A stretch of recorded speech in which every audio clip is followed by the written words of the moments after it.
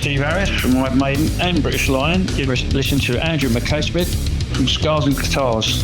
G'day everybody, welcome to an episode unlike any other that I broadcast for Scars and Guitars, because this episode features Matt Wong. Matt is the bloke at the centre of Discernable, which is a politically independent media platform championing free speech, individual liberty and informed dissent.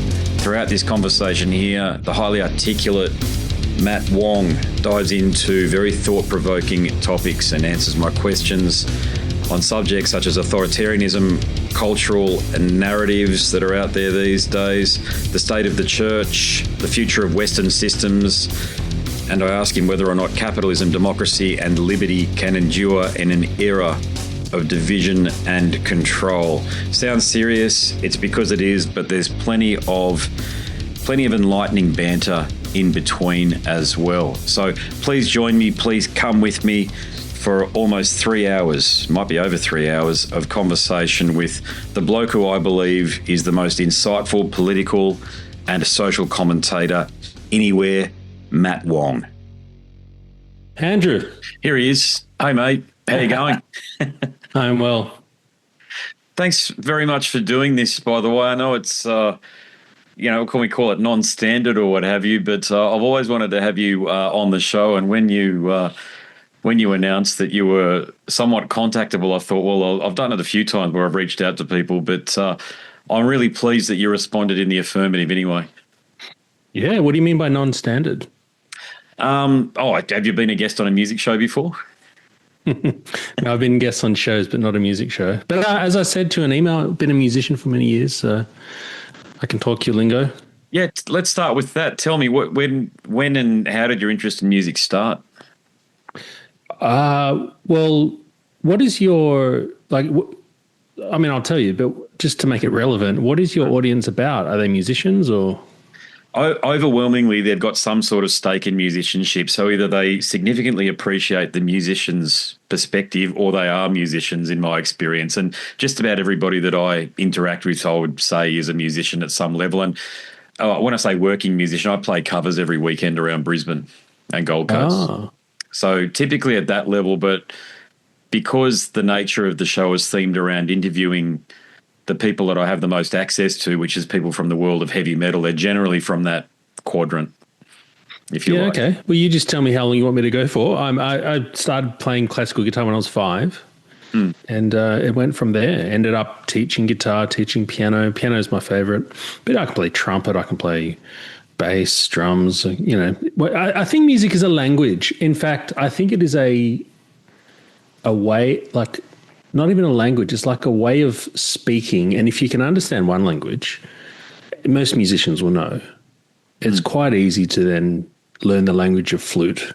It's bloody annoying to blow across the top of the thing, but eventually you start to see the patterns and oh yeah, I get it. Yeah. Yeah, but guitar, that's really what the focus would be. And I play guitar and bass if it's not already obvious. But yeah, from your perspective, what inspired the interest in the guitar specifically? I was 5 years old, who knows? But I went down that, classical path for years until I was probably 20 or so. And then that gets dovetailed into playing in live. I think originally was church, and then did some band work as well, but mostly church. And yeah, it just becomes more pop, and it's been good actually having that classical background. But yeah, I can't tilt my camera, but you'd see a lot of instruments around me. I just got rid of my Nord stage. Very sad. Okay. Nice red beauty. At the moment, I've got a Yamaha Transacoustic. Have you ever played one? No, tell me about it. Yeah. Okay, so the Transacoustic, I got the original. They just released a new one, but the original, what they do is, it's an acoustic guitar like a dreadnought shape with a pickup. But what they do is they create a speaker cone inside the body, and they aim it back at the back wall of the guitar. And what it does is, even without so you're not plugged into anything, you're sitting on your couch, and you got a knob for chorus and reverb. And so you're sitting on your couch, and coming out of the sound hole is this beautiful reverberant acoustic guitar. It is the most freeing kind of noodling songwriting guitar you'll ever meet. And you play with your fingers, or are you playing with the plectrum? Oh, you can do whatever you want on a transacoustic, but it's just How are you playing it though? Are you playing it with your fingers or with the plectrum? Oh, both. Okay, cool. Yeah. Well, what music are you playing though? Is it still the traditional stuff, or have you branched out into the rock and metal? I've never understood metal, and when you invited me onto this fine podcast, I thought this will be fun because I don't understand the metal world. You know what? Something bugs me about the metal world. You guys seem to, if I can cast you into a group, you walk around, I don't know, black clothes, skull, music's like heavy metal. As soon as you talk to you guys, you're the most gentle, soft, beautiful men, not twisted and angsty. It's like, are you getting all of that angst and anger out in your music so that in real life you're quite normal and not aggressive? What's the go, man? I've got a theory. Hear me out. Metal is probably, certainly as we progress, I'm 47, okay, so I share that with you. And metal and rock generally is the most accessible form of music because it's obvious when people are into it. Plus, you can, especially with social media these days, you can interact with people very easily whose music you've been listening to, whoever it might be, the guys in Megadeth or what have you, very easily online. There's a very low barrier to entry if you're doing podcasting is relatively, and to get to that level, you need to have an agent or what have you, like what I work with agents and the like. But I think to be more direct, I think we're sensitive souls, and it just manifests in this appreciation of hard rock and heavy metal. But it could have gone to jazz, I suppose. Why it goes toward heavy metal, I don't really know. It could be an element of an outlet, but I think being sensitive souls also means that we appreciate the complex and the hard to do. So when I listen to Trey from Morbid Angels, the guitar playing, that's Van Halen / Jimi Hendrix in an extreme metal template, if you know anything about Morbid Angel. And to do what he does requires, it'd be, without overstating the case, thousands of hours of practice from this height to up here, because it's so fluid. But when it comes down to the technical side of how do you make that guitar perform to its absolute limits of what you can do with the fretboard, he's a guy that does that. So that's why I think we appreciate it so much. And because we appreciate it, that becomes a tribe. We sense in each other that we can appreciate that level of musicianship that the average person might not. Because, as you know, metal to most people, death metal in particular and black metal, is just noise. It's shit. Noise. It's noise. But when you get into it at that deeper level and you're actually tuned into that spectrum and you can appreciate the quality of musicianship and the time it takes to actually articulate yourself in that way, that's when you start becoming a metalhead. See, that's so interesting to hear, because when I think of sensitive souls, like you say, and when I speak to them, they seem that way. I assume they'd be into ambient or maybe trance or, EDM or something, like stuff that I'm into. But heavy metal, amazing. Yeah, and it's reflected in the biggest musicians in the world from extreme metal as well. They're all sensitive souls, and some are on the spectrum. They're autistic, or they've got some spectrum disorder or what have you, which has allowed them the dedication and the focus as well. So look, these days, I think you'd walk into almost any office in Brisbane, Sydney or Melbourne and there's going to be a metalhead somewhere. Absolutely. It's not the subversive thing that it was, say, when I was 18 and 19 and walking around my Cradle of Filth T-shirts on with my hair down to here, and used to have to walk down. You used to have to be very careful. You used to have to walk down with your head tilted this way, because if you went past a group of homies or whatever, or lebos or whatever, you'd attract their attention, and you'd be, apart from the wolf whistles or whatever, you might be physically bashed or what have you, like my mate Jamie in Dimu Borgir, who grew up in Western Sydney, what he had to deal with. He copped significant beatings, and he's one of the world's finest extreme metal guitarists. Wow. He was in Dimu Borgir in the 90s and wrote, basically reminted Norwegian black metal. He's an Aussie guy, right? Reminting Norwegian black metal when he's in Dimu Borgir, but he grew up in the rough streets of Cabramatta and stuff, getting beaten shitless and beating up, I should say, the lebos and stuff, and having to get out of that. And that also informs the way he plays music too. So, yeah, it's a long way of answering your question, I think, but it's a way of making the point that I think metalheads are a special breed. Unfortunately, a lot of extreme metal has become a bit more susceptible to political, especially left-wing political extremism. Are they younger people who are doing this? Absolutely, so mate. this is because you've just raised an interesting point that when you were 18, around Cabra, it was that way, or your friend in Cabra. But we're all aging. Maybe we're mellowing out. We've got kids. Yeah. And the next generation coming through with metal is going to be completely different. But just to be clear, I was never into metal. I never understood it. Classical, jazz, blues. I understood all that funk, rock, pop, country, love country, but I never understood metal. Maybe just not enough exposure to it as a young fella or something, or maybe Metallica. Usually the Metallica bug bites or the Iron Maiden bug bites when you're in your teens. For me, it was both really, but Iron Maiden continued on. Metallica has sort of dropped pretty quickly. But if either of them bite, that's it. You're hooked for life. You will. I have an Iron Maiden T-shirt for some reason, but I don't like Iron Maiden. So anyway, well, we'll have to work on changing that then. So. Look, another reason that I wanted to have a chat to you is because I really enjoy your show. It goes without saying. And I believe your superpower is that you stay highly engaged with very complex and very heavy-going subject matter.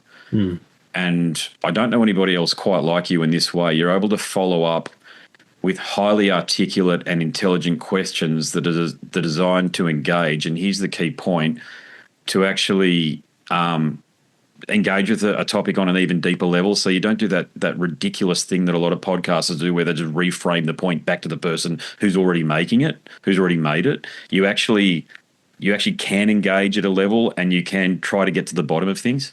Can you explain what you mean by them?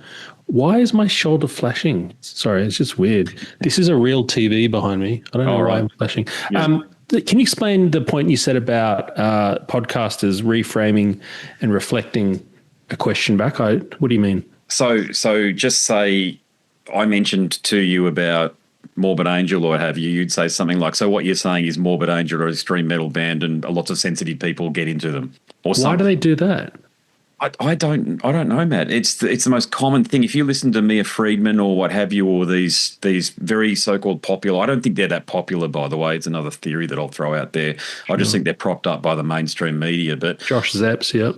Yeah, but you hear them, and a lot of Joe doesn't do it. Joe Rogan doesn't do it. He's similar to you in that he's able to engage with it as well. But Rogan doesn't. What about like Lex Friedman and the Trigonometry Boys?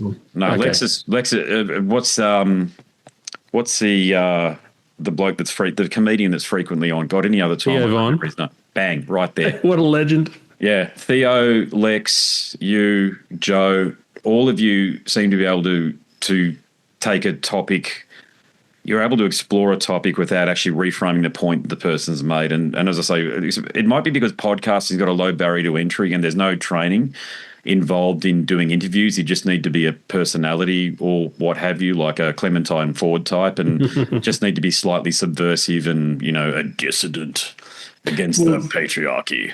But hang on a second, I haven't had training. You haven't had training, right? I'm a journalist. Yeah, I went to Bond, yeah. Oh, never mind. You have had training. Because I'm saying you're performing quite well right now and it's conversational and there's a good flow. I haven't had any training, so I don't know. I reckon there's a bit of motives behind it. I mean, you can look on the surface and you can look at people are trying to do gotchas and whatever, make a point. But I actually think deeper than that. I think people are performing. I think a lot of people are we've heard people wearing masks. I like to think of it more as people are performing or simulating because it's hard to be seen. Like if you think about some people, they look at you and they look at you too long and you kind of look away because you can't maintain eye contact. And really what's going on is you're like, why are you looking? I don't know, do I look funny? Is there something in my teeth? What's this about? And I think people struggle to see and struggle to be seen. And then when you put someone on a podcast like this, it can feel quite exposing. And so people like Clementine Ford and Mia Friedman and all the rest, I'm not sure how much, and even cool people like, Hamish Blake, Hamish and Andy and these sorts of people, I'm not sure how much of it is real because you're in front of a camera and you're performing. I struggle. Like I try really hard, even right now, like I'm reminding myself, hey, you're a real person, Matt. Be real. Don't play to the camera. Just connect with this dude called Andrew across the screen. So I think there's a natural performativity in any time you're filming. You have a God-given intelligence and intellect, though, that is rare. because you take your time when you're formulating your questions and you allow a guest to make their full point. And not even Jordan Peterson's doing that these days. Well, he's gone off the. I mean, his brain is snapped. It's clear. Yeah, is that what you think's happened? Is it because I'm struggling. I love him, but I'm struggling with him at the moment. Consider this, right? Just a very brief observation. Why is it that he preaches? Really, he's really preaching now. But why does he preach order, eschewing chaos, clean your room, clean your own damn mind before you try and change the world? And yet what he says is that, but how he delivers it, it's like he's on the verge of snapping. He's always got disdain and anger from his lips. It's like his brain is brilliant and he's saying order, push back against the chaos, but his body, literally his body language, his facial expressions, his voice, his tone, his snaps, he is saying the reverse. It's saying I'm unstable. And literally he's been through, his drug issues. And so he's had life issues as well. So there's an instability there. But that incongruity between what he says and how he says it is deeply disturbing to me. And I've been talking about him a lot online lately because I think a lot of people are disturbed. Like, what's going on with this man? And I think that's what we're seeing. I think he's been through a lot. I think he's been through a lot of praise and a lot of attacks. And that's getting to him. And his brain is still brilliant, but his body is telling the truth. Like somatically, he looks ready to snap. Yeah, that's interesting because I was one of 15,000 or whatever it was that was in Brisbane Entertainment Centre watching him.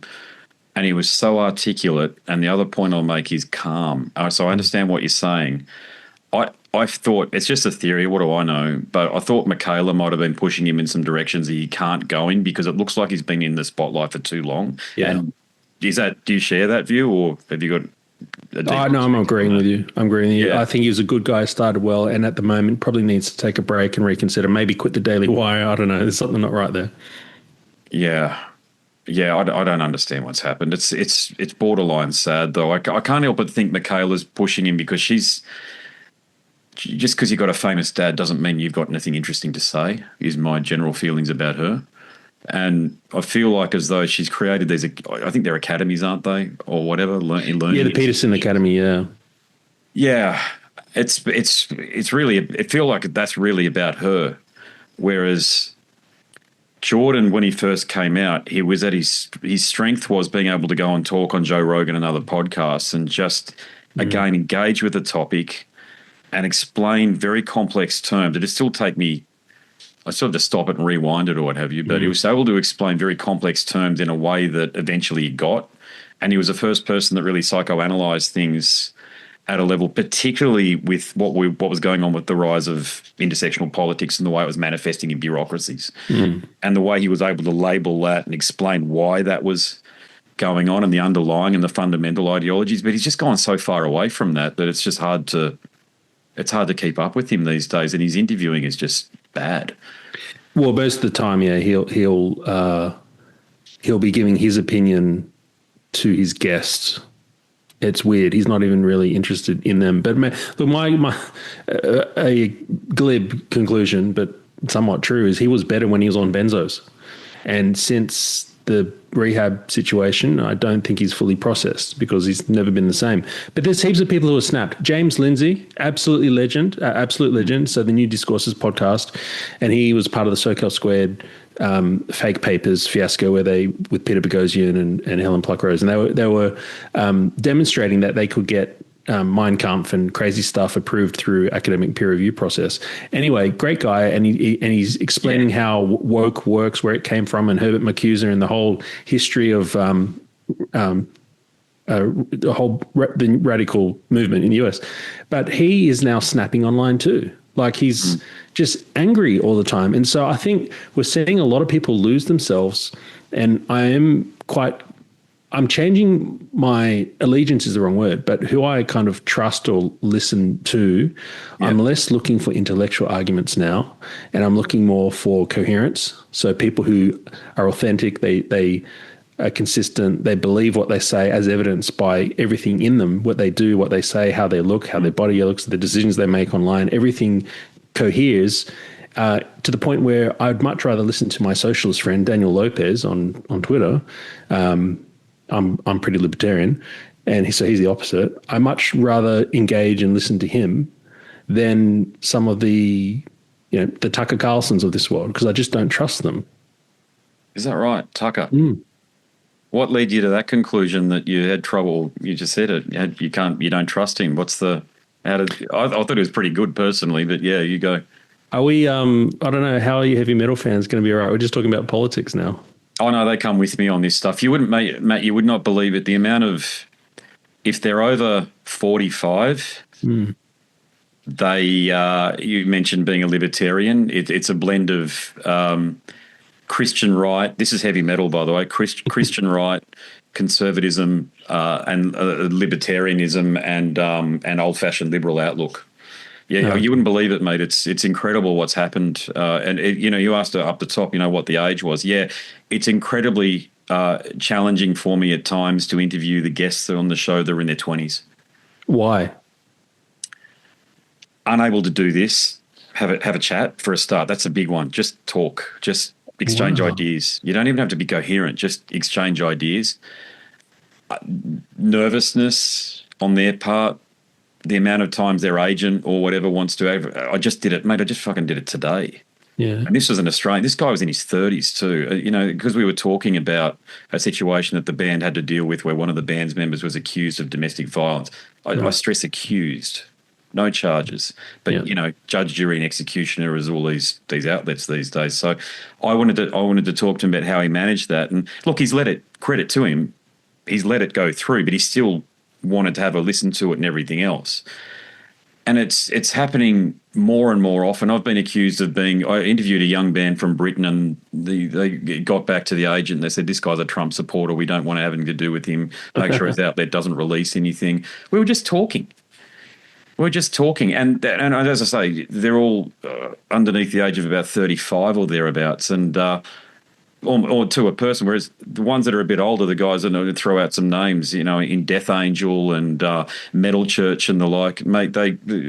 These are blokes that I'd gladly have as mates because they share not just my outlook, but their life resembles mine, and we're able to actually talk about things. Not always agree, but generally speaking, politically, yeah, we're on the same page.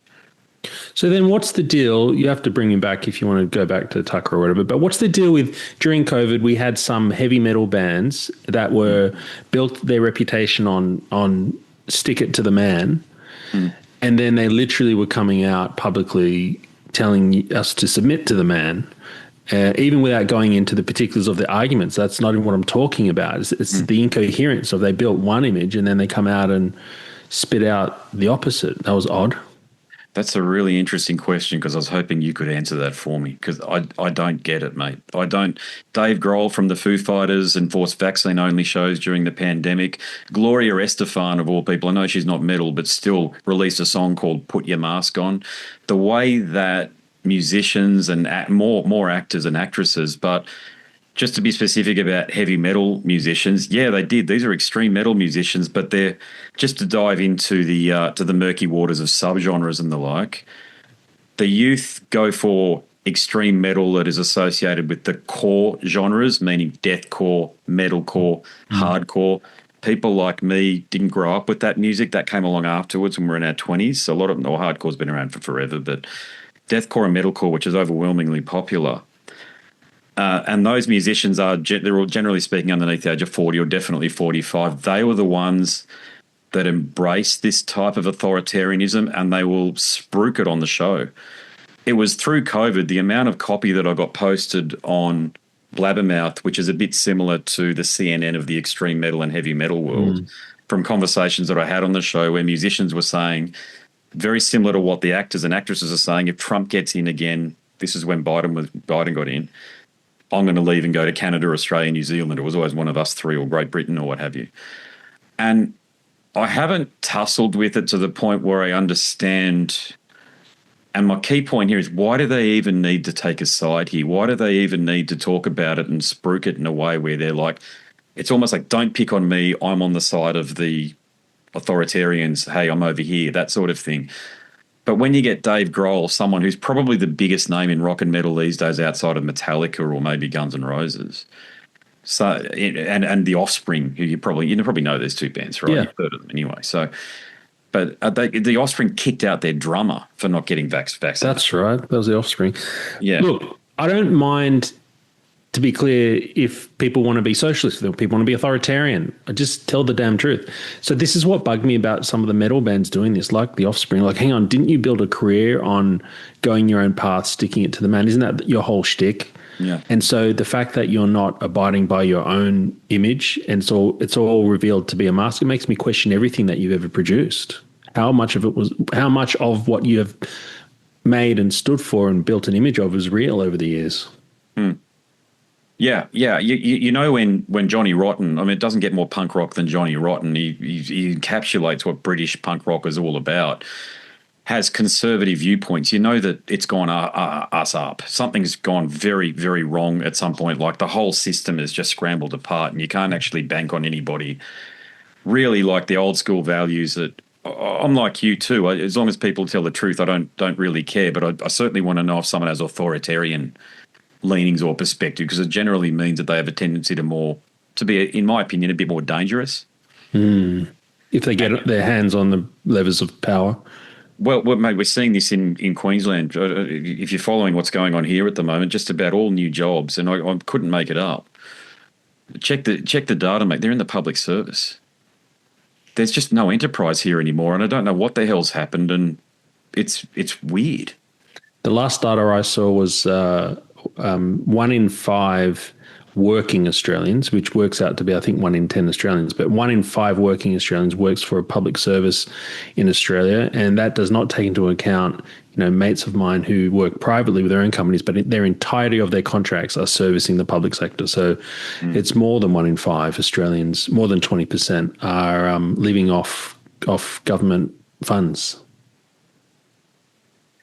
Yeah, I don't understand it. And just to go back to that point about musicians, no, COVID seemed to turn everything upside down and inside out with art. If you're a dissident, you were supporting big tech and big media and all the usual stuff. And like the dissidents were like, it's like, the Nirvana guy supporting big tech and these lockdowns and vax mandates and all the rest of it. But it's like, it still goes through the filter, like the levers on the filter don't seem to change, meaning he still comes out as like the punk rock guy from Nirvana who was in the Scream in Washington. And it's like, well, no, he's not that guy anymore. He's a guy who's amassed a significant fortune from touring and from album sales. And he has a self-interest in being able to continue to tour because he's still, I don't know why people listen to the Foo Fighters. They're certainly not a band I've ever appreciated or what have you, but the rock people might. But I think it smacks of self-interest in his regard too, but it also talks about who he's aligned to. Okay, Pearl Jam did it, mate. Pearl Jam were terrible through that process. And Neil Young pulled his music from Spotify because Joe Rogan dared to have McCulloch and who was the other guy on? Malone on his show, I think it was. I mean, I think that's what it was. Anyway, the point is that he pulled his music from Spotify. And I'm sure that if the metal bands, the extreme metal bands who have the leftist perspective were big enough and anybody actually gave a shit that they were going to do it, mate, they would have done it. It's just that they're not big enough for people to care about. So why doesn't this matter to metal fans? I mean, other genres of music, but it really matters to me that the music, if you want to listen to cool music and it's just a cool piece of music, that's one thing. But when you really identify and connect with the song, the writer of the song and the performer of the song, the fidelity of their story that's coming through that song is paramount, and that's, I just see it as such suicide for a musician to kind of let the mask slip and show that they're really in this for money or whatever, government pressure, whatever, when we trust our artists. Like, culture leads a lot of our world more than politics, and people will all flood down and pledge allegiance to some U2 concert or whatever in Melbourne, but which is fine. But, this is a core part of who we are as humans, regardless of religion. Like, it's huge. So I don't get it. Some of the greatest artists that I would listen to, it's all about why they wrote it and what they wrote. And letting me feel what they feel. And even Taylor Swift, right? People love Taylor Swift, not because it's great music, though I do love country and a bit of cheap pop. But the teeny boppers are resonating with the breakup stuff that she's saying and, you know, shake it off and all this kind of stuff. They're resonating with her story. So I don't understand it. Yeah, and something else I've got to mention too, I talk about the guys who are over 45. Metal in the States, a lot of the musicians are from so-called minorities, Hispanic or what have you, okay? South American, a lot of heavy metal coming out of South America in particular. Not to a person, but near to a person that I've spoken to, and we've had lengthy, engaging conversations about politics, and they almost, as I say, in almost every instance, share my conservative outlook. Generally speak, like Tom Araya from Slayer, for God's sake, still says he's still Catholic. Still Catholic. He's born in Chile, so of course he's going to be Catholic, but still pronounces it. Okay? My point is that the people that I've noticed I have the most engaging topics, they do not come from a so-called Anglo-Celtic or Western European background. Call them whatever you want. They're Asian or Latino or what have you. There's got to be something in that when it comes to metal as well. This is the first time I'm even thinking about it by bringing it up with you. But when you've got guys like Maurizio from Cataclysm and Mark Lopez from Metal Church and stuff, these are the guys that I've had the most engaging conversations with, whereas it'll be the white bloke in Suicide Silence who'll have the most vehemently anti-Trump outlook. I don't understand what that's quite about, because it's almost like the white guys have to say, look, I'm really anti-Trump. Please believe me. Please believe me. But everybody else just goes, whether I'm for him or against him, I don't even give a shit. But in most instances, to be honest, mate, they're for Trump, the Americans that I've spoken to in that instance. They certainly are dead against the Democrats over there. And yeah. I thought it was 50-50, mate. Roughly 60-40. Oh, over there. Oh, are you talking about with the election results show there's still a lot of support for the Democratic Party. Oh, there might be, but certainly not in the musician community I notice and the people that I'm talking to. Yeah. So all the people that I talk to are generally, so with the exception of you and Robert Saylor, who's my theologian friend from Illinois, Indianapolis, most of the people are musicians who come on the show. So that's when I frame it that way. Do you do this for a living, like interviewing people as a journalist? No, this is a hobby. Okay. I thought you don't work as a journalist. You study. I just a bit of backstory. I was on the news desk for the Gold Coast Bulletin. Okay. I didn't secure a full-time role there. Surprise, surprise. I came out. So that was when, as soon as my degree finished, I got a job, but I got a job with the Uniting Church. I'm currently studying my master's in divinity. Oh, you're a Christian dude. No, I'm not. No, I just want to be clear, I'm not, but I am studying it. Yeah. What the hell? Why study something if you? So what? Do you have any faith? Yeah, I'm Catholic. Yeah. Okay, so that's not Christian. Yeah, you have a Christian worldview. Oh no, I have a Christian outlook, but my outlook is way more deontological than it would be Christian. Oh. Okay. The reason I want to explain something. The reason I'm which will link into the point I was going to make. The reason I'm studying my master's in theology is because I went through CQU for one semester to do my master's, a Master of Letters. You will not get more left wing than that fucking place. It is horrible. Like it's a bit like what I understand with Scientology, where you've got to become like L. Ron Hubbard. In a place like that, to even get to the point where you can do this, to do the paper that you want to submit, you have to become like the academic that is tutoring you. And when they write, you couldn't make this stuff up, mate. When they write things like their only published work or near to only published work outside of their bullshit white papers is how ecofeminism affects women in India or something like that, and they're born and bred here. I mean, yeah, it's bad, man. It's bad. And it's punishing too. The only reason I got through that subject, the one subject I took there, is because she went on sabbatical and somebody else came in, and I was able to just get it done, barely got a credit, and just stepped out. So I really had to think. Sorry, you but why study theology is what I'm trying to get at, because traditionally that's someone who has a faith and they're like, oh, I want to learn about my Bible or my Quran or whatever more. Yeah, no, that's the point I'm about to make. Sorry, it's a long way of making it, but I'm a writer as well. I write books. So I'd ghostwrite biographies. And I knew that I needed to have another source of academic rigor that underpinned the way that I wrote and the way that I write, continue to write. The theological, I'm doing it, first of all, doing a certificate in divinity. It involves a shitload of reading. So you're reading Ford and Miglior and people like that, and it's hard. Like, it's not easy, but I'm noticing my writing's improving. And it's not so arduous that they make it impossible for you to pass if you're not got your head around a lot of the concepts. I'm not Protestant, I'm Catholic, so some of that still comes across in the assessments and what have you. But it's interesting, it's engaging, because it's Trinity College, so it's the Uniting Church. They're not they don't do the full court press on you and like the way some of the other colleges might. But I just wanted to give you the full scope of the reason why I'm doing my master's in that way, rather than I would go back to Bond if I could, but they don't do part-time. They only do full-time. That would affect, do you write music as well, or do you just play it? No, interesting. I play covers and do a lot of like acoustic solo stuff. Like I just play covers, mate, like, Jimmy Eat World and all the rest of it. Yeah, okay.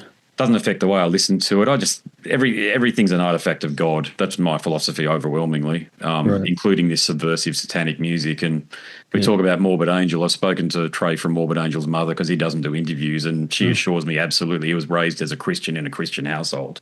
And this is the most satanic guitar player on the planet, according to everybody.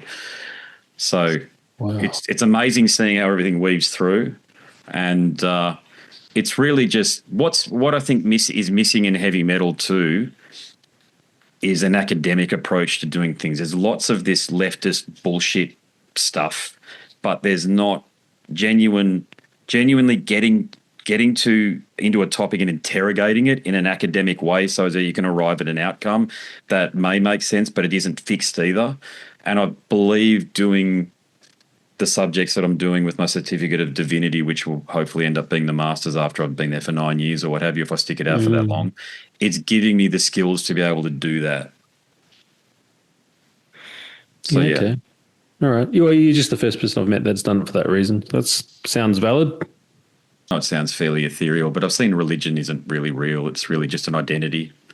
And there's no God in the way that we worship him, like the Zeus type character. That's all just man-made constructs. But you actually need that too. I've seen you actually need that because of the absence of God, and in many instances, organised religion is just chaos.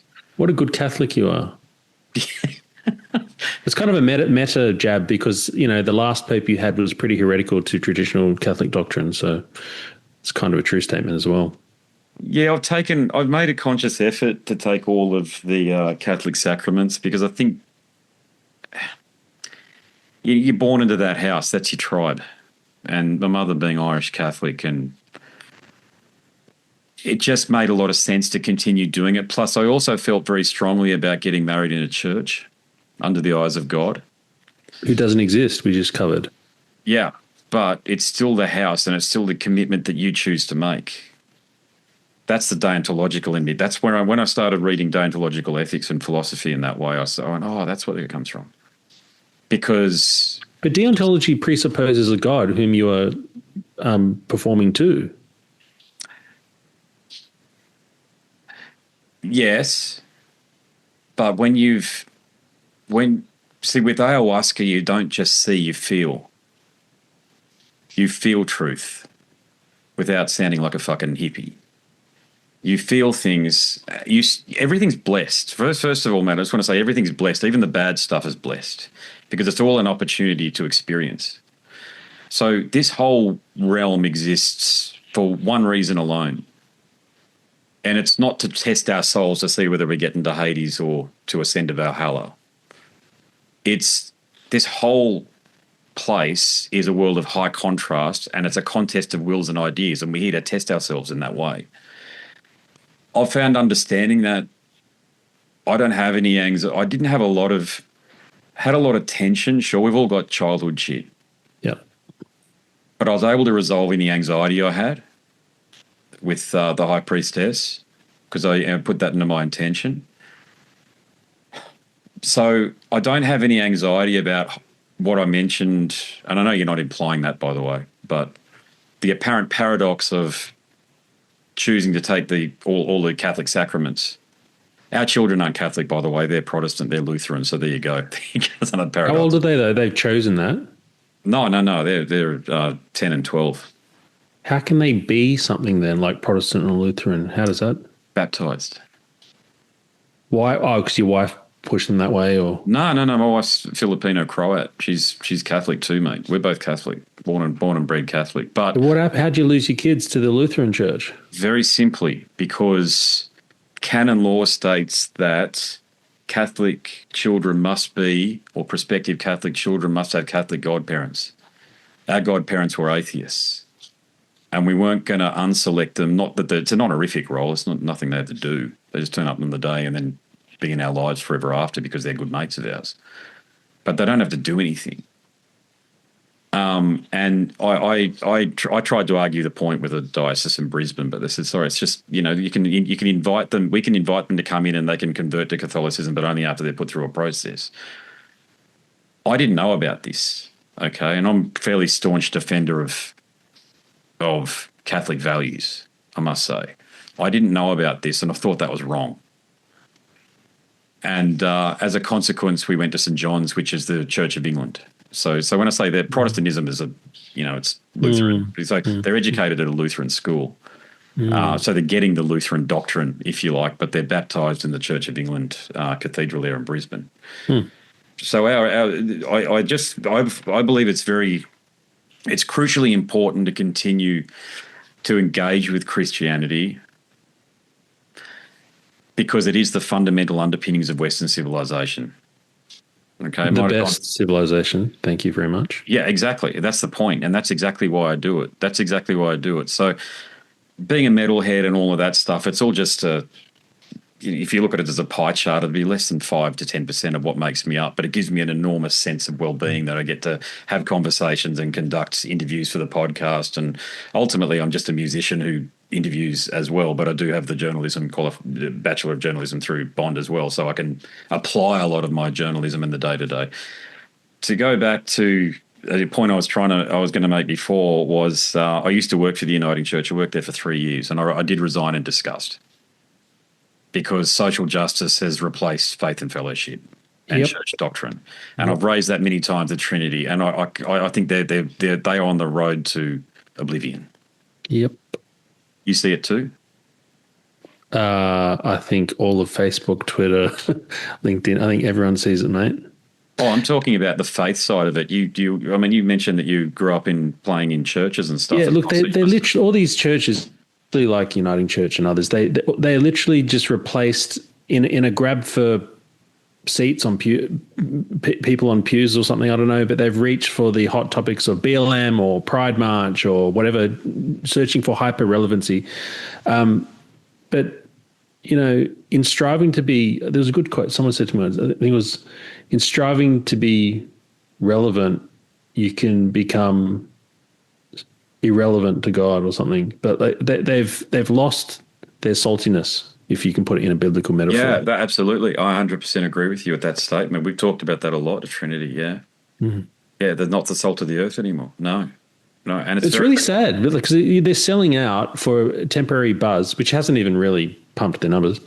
For what though? Like, you're burning down the house for a warm night, but then you got no house.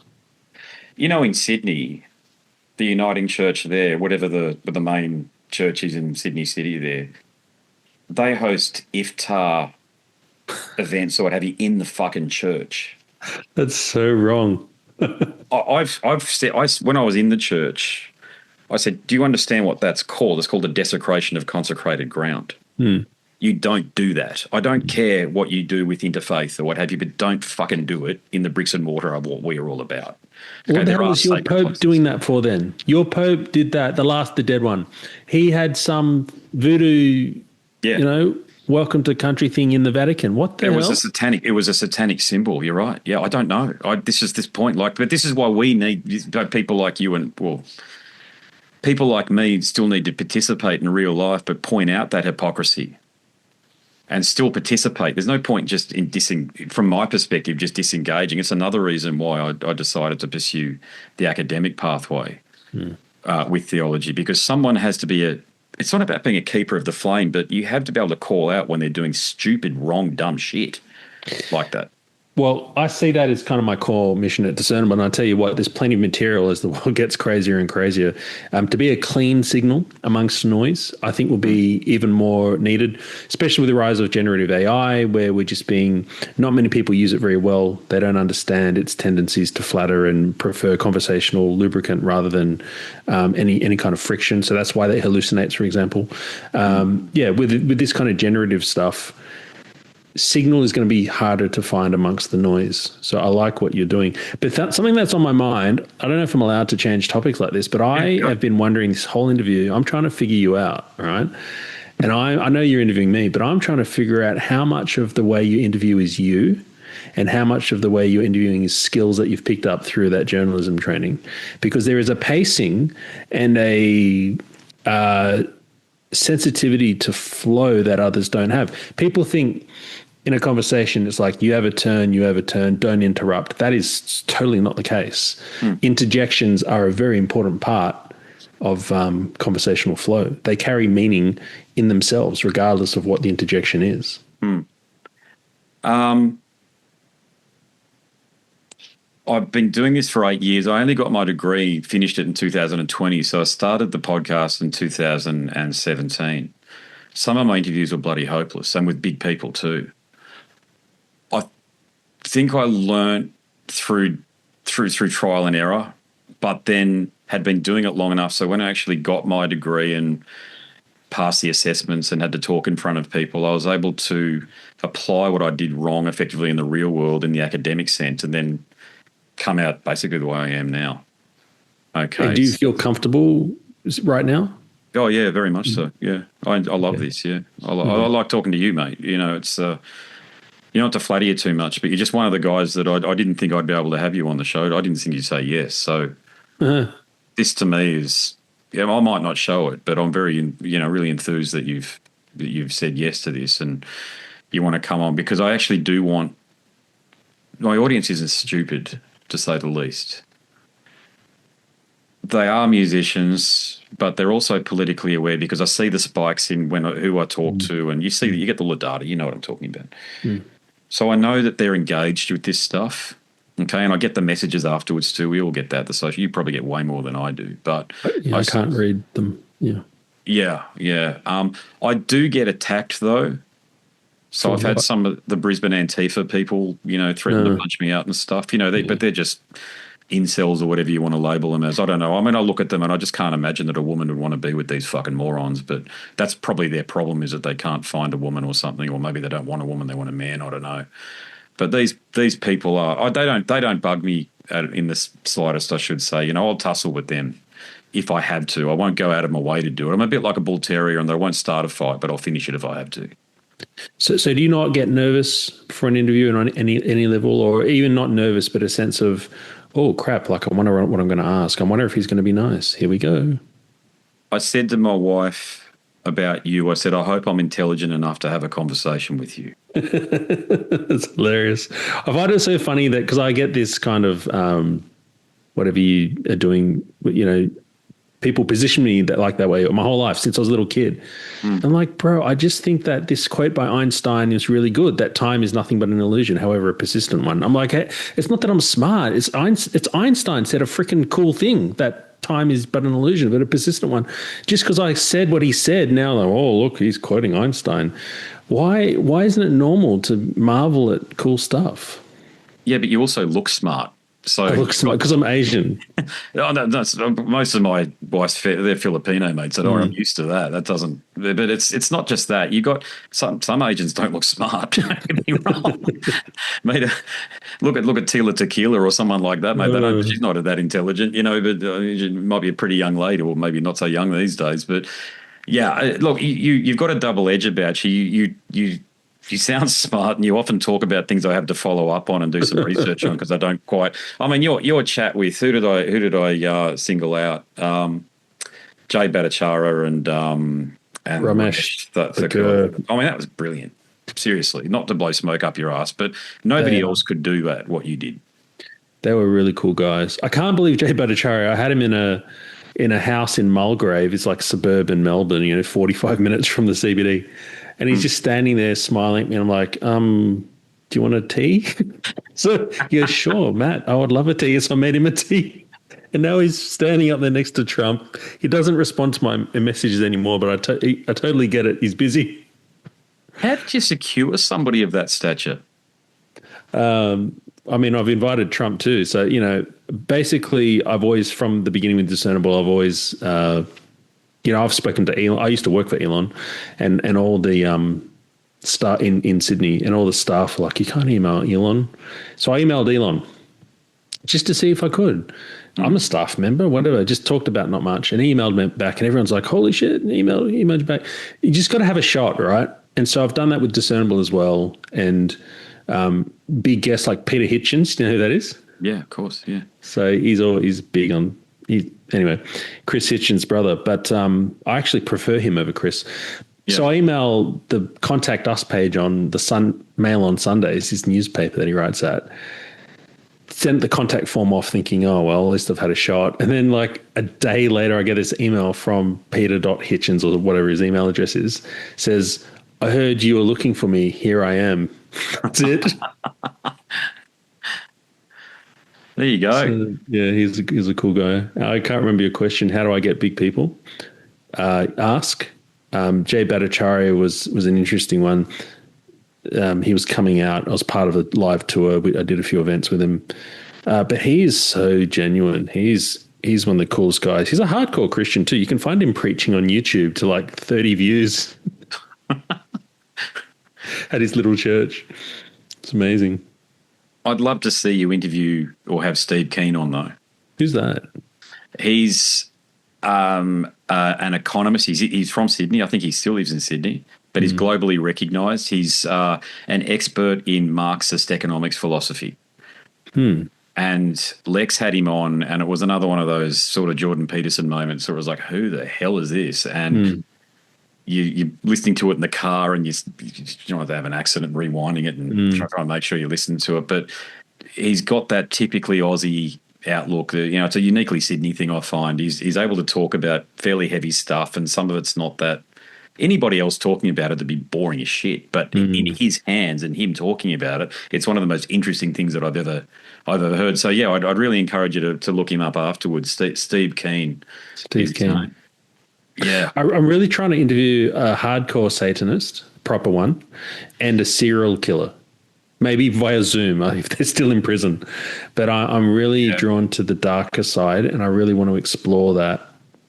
I'm tired of interviewing. Satanism is going to be more of a challenge than a serial killer, to be honest. And I'll tell you why. Why? Because first of all, I'll ask, what's your understanding of Satanism? Well, I come from a Pentecostal background, so typical, typical grow up in that and then kind of lean away to more traditional, but Bible-believing Christian type worldview. And so I just see them as through that worldview and perhaps a bit lost, reaching for something, justifying kind of secular desires through another Godhead figure. I understand Satanism is just about the worship of self, is what I've seen on their website. Yeah, but that's LaVeyan Satanism. So it depends. So there is spiritual Satanism, but that's considered a Christian heresy because Satan is considered in satanic philosophy to be a Christian artifact. So this is where you start getting into a paradoxical situation with them, because there's different branches and they don't believe in the same thing at all. A lot of the spiritual and a lot of LaVeyan Satanism, which is, you're talking about the Satanic Bible, which effectively is a male self-help book. Yeah, I've had copies of that over the years, and a lot of it is just common sense stuff. When you read it and you go, oh, okay. So it's very hard to find somebody that would call themselves a Satanist after that. That's the irony, because it's such a common sense based book that a lot of people that consider themselves, I want to worship the devil or what have you, read that and they realize it's not about worship whatsoever. It's about, it's almost a libertarian outlook in some ways with a few other things added in. But the spiritual Satanism stuff, mate, I honestly couldn't. I've tried to. I've interviewed Satanic New Zealand, Temple of Satan, and the Australian Temple of Satan as well. And that's young Caitlin Langley down in Wagga, who is a very sharp young lady. And I think she's part of the council chambers or something like that down there these days, so she's active. But I think it's just an honorific title. It's just a nominal thing. So in terms of organised satanic stuff, I've reached out to some of them. I don't have to tell you, mate, no prizes for guessing. Some of them are very weird and probably won't make the best guess, and they might, though I don't even think they can. Listening to some of the stuff that they've said, the few things that I could find, they're unable to form a coherent argument, yet alone have a detailed, complex conversation like you want to have. Yeah, okay, maybe I'm targeting the wrong thing. I think really it's just I got this insatiable curiosity and I want to explore why. Why do you believe that?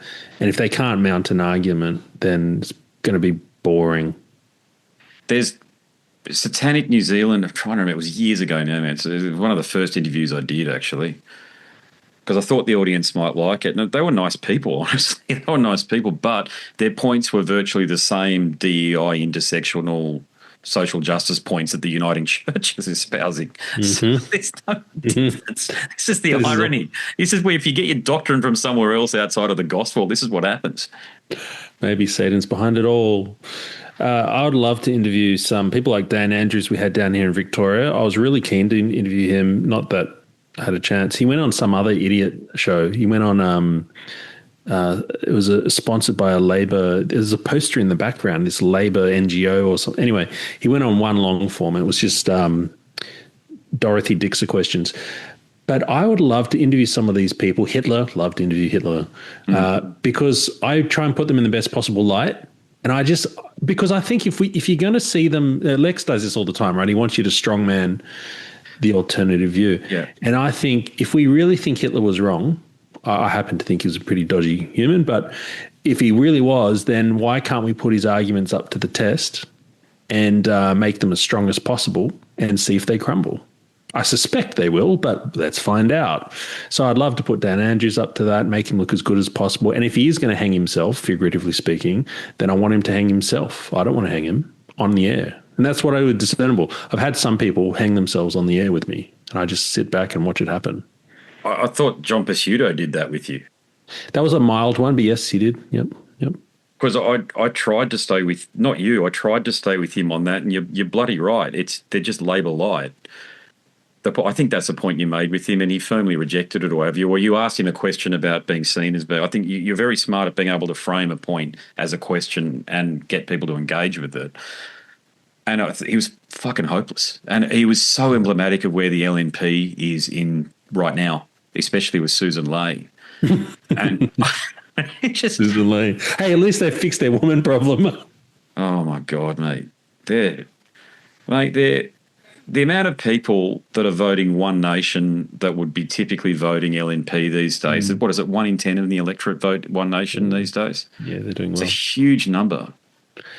I'll give you a hint, though, and I think other interviewers would feel the same, like Rogan interviewing that archaeologist the other day, Hari Navas or whatever. The guy's like, I discovered the pyramid. I discovered it.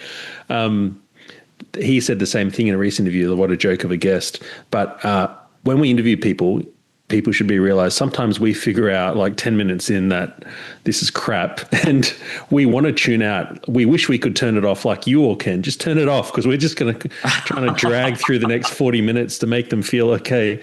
But there's no problem with going next because I wish I could. You're the first person. I know you're not a right-wing guy. I know you've described yourself as a libertarian type. But you did such a great job with Kos Samaras. I love Kos. I really like him.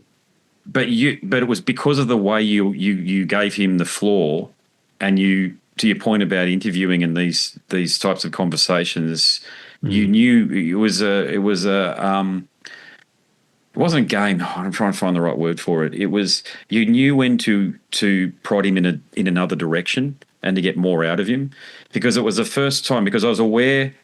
Looking on from afar, I suppose. I mean, it's all a very flat environment these days. We can find out about Icelandic politics if we do, but still, I still think of the old media paradigm. And looking on from afar, the Victorian political paradigm is very much about PR and winning that PR battle, hence Dan Andrews being on TV every single day and all the rest of it.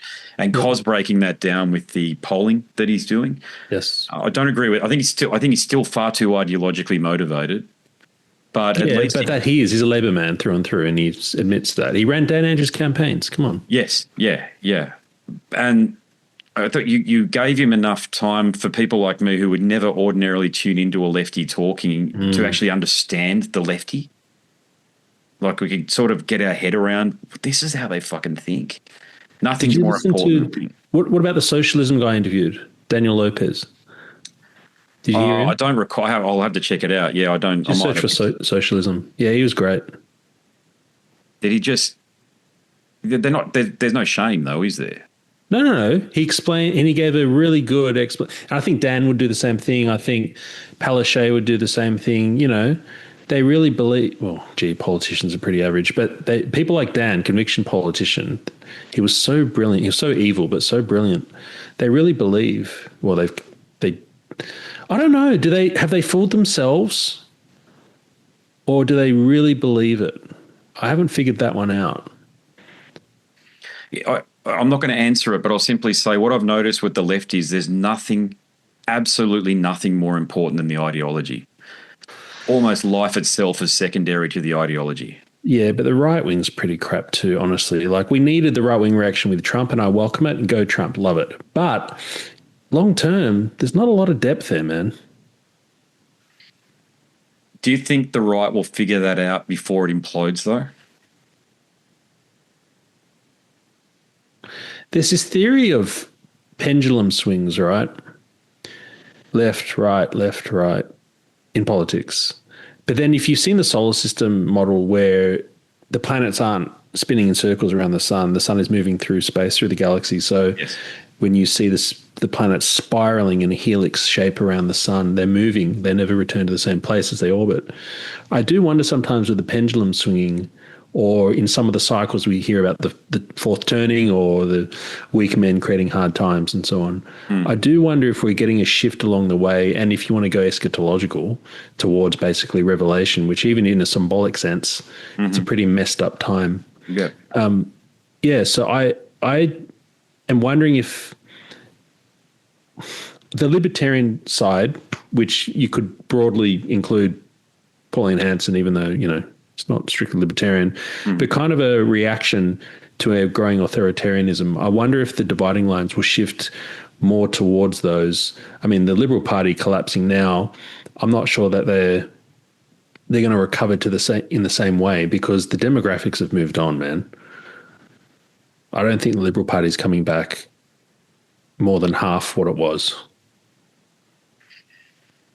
That's interesting, because one of the questions that I had for you, and I'll ask it now, is what's your take on the doomed Angus Taylor Jacinta Price ticket? I'm not that interested in that, so I didn't follow that very closely. But basically, they were the more populist type approach, right? And instead they went establishment. I'd probably suggest that yes, in a way. They were way more. So I think that if I understand the Liberal Party's philosophy, it's to be conservative and liberal at the same time. That's the challenge that they've got to be. And I think both of them, is that what the underpinning philosophy was of Menzies and stuff? Anyway, Suzanne Ley, I just think it's like John Pizzuto. It's just another left, like a teal. She just screams teal. She's like one of these people from fucking New Farm or Camaray in Sydney or whatever, you know, or Kew I think Kew was at the expensive suburb in Melbourne. Anyway, it's just they just, there's all the care but no respect. I'm just saying what the perception is, okay? She might be a lovely person and really care deeply, but she looks like all care and no responsibility. But I thought with Angus and with Jacinta, you had people who actually cared, and I did think that Jacinta knows how to win a fight because she got up on The Voice. And that was not a foregone. The left like to say it's a foregone conclusion because Australians are racist or whatever. It's bullshit. Jacinta and Warren really had to do they understood what their task was there, and they just got to work, which is it was poorly explained, and you got two different answers from people, and Langton or whatever her name is was a fraud, and they got that, and they went really hard on that front, and they kept it simple. I haven't seen the centre-right keep it simple since Howard. Or maybe Abbott. Sorry, Abbott. You know what's interesting though? If you zoom out to Canada and the UK, the same malaise or malaise, I can't remember what the word malaise means. The same malaise here is there. So we can't just explain this political shift in Australia through an Australian lens. There's something bigger going on in the world that's pushing conservatism out of favor. Trump is not, he took over the Republican Party and remade it in a populist image. He's not libertarian, but he's leaning towards that reactionary type place that I live in, really. So conservatism, not conservatism, the conservative parties, which is not strictly conservatism, they're on the decline worldwide. Except for in the former Eastern Bloc countries, Bulgaria, Hungary, Croatia. This is, Matt, you've just stumbled. See, my father-in-law was from Croatia and had to leave Croatia, otherwise he would have been murdered. So this is a bloke who grew up under a regime, under Tito's regime. The whole family effectively scattered. They're in all sorts of places now because that's just the way it worked in the Balkans. You just got the hell out if you could, if you weren't part of the ruling class or what have you. But if you talk to a Croat, like I know you're mates with Andrew Bogut, this is what I've noticed, and this hints back to my point about blokes who are just, say, not white, sharing a lot of my views, even though I'm as white a person as you can possibly come across. But I feel like I'm a rarity. God, I want to stay on point, sorry. The Eastern Bloc, because they've lived through authoritarianism, absolutely, ideologically and politically reject it. And they'll do anything they can to ensure they don't go back to the way that they were as recently as the 70s or 80s. Whereas we've had in the West a period, World War II, so what's that, 80, 70, 80 odd years or what have you, just say from the 50s or 60s, of unparalleled growth. Nobody knows anybody really within reason that's been murdered unless you live in South Central Chicago or whatever. We just haven't had conflict. We haven't had to deal with tough times. You talked about, the tough times leading to tough men or what have you, that saying. You are seeing that the fruits of a lot of very tough times in the Eastern Bloc at the moment, and they want to hold on to it. They don't have holus bolus bullshit GDP inflating immigration. They won't do it. They won't do it. They're not ideologically captured or politically captured by the globalists. And in that way, the irony is, even though they aren't typically the West, they are leading the way for the West. Yeah, Mexico's doing the same, I hear. And Argentina hopefully looks to be doing the same. We should do that quote because Rogan brings it up one time like 4 years ago when I first heard it 10 years ago. And ever since he brings it up and he butchers it and he just can't do it. So anyway, if you're wondering, people, the proper cycle of things is that hard times create strong men. And that's what you're describing in the Eastern Bloc, Eastern Europe. They've been through hard times, but it creates strong men, and strong men create good times, which is what we're starting to see in these countries. But then, of course, good times, which we've had since the 50s, as you say, across the Western world, create weak men. And that's what we have, a bunch of weak men and women. And what do you get next is weak men create hard times, and around the cycle goes again, because those hard times will inevitably create strong men again. So I think we're stuck in that phase right now of having such good times. My mum was born in 1955. She died in 2013. She lived in Australia, so she saw basically no recessions except for 1992. She saw no wars. We weren't really involved in Vietnam and that kind of stuff. She just saw the property market go up forever, and she went to a happy clappy church, and that was it. Like, her whole life is fake as far as I can tell. Mm-hmm. So she lived in good times, and it created a weak character in her. Do you think people in the West I'm talking about will eventually see value in the very systems that have supported those good times, such as capitalism, democracy, and liberty, before it's too late? When you talk about the Eastern Bloc, that they've gone through totalitarianism and socialism, and so now they don't want to have anything to do with it because they saw that in the 80s and 90s. Well, do we hasten the fall of the West and all of the death and the problems that will bring in order to see a quicker turnaround? Because, when you have a recession, usually they're prolonged by government intervention. Yeah. So, and softened. Yes, they soften the blow. That's the idea of their interventions. But they do prolong them they can be 5 times longer than they should have been.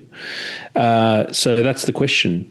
Are we simply prolonging the inevitable? I've always come to the conclusion, look, I just have to try and be a light in the darkness. So I can't.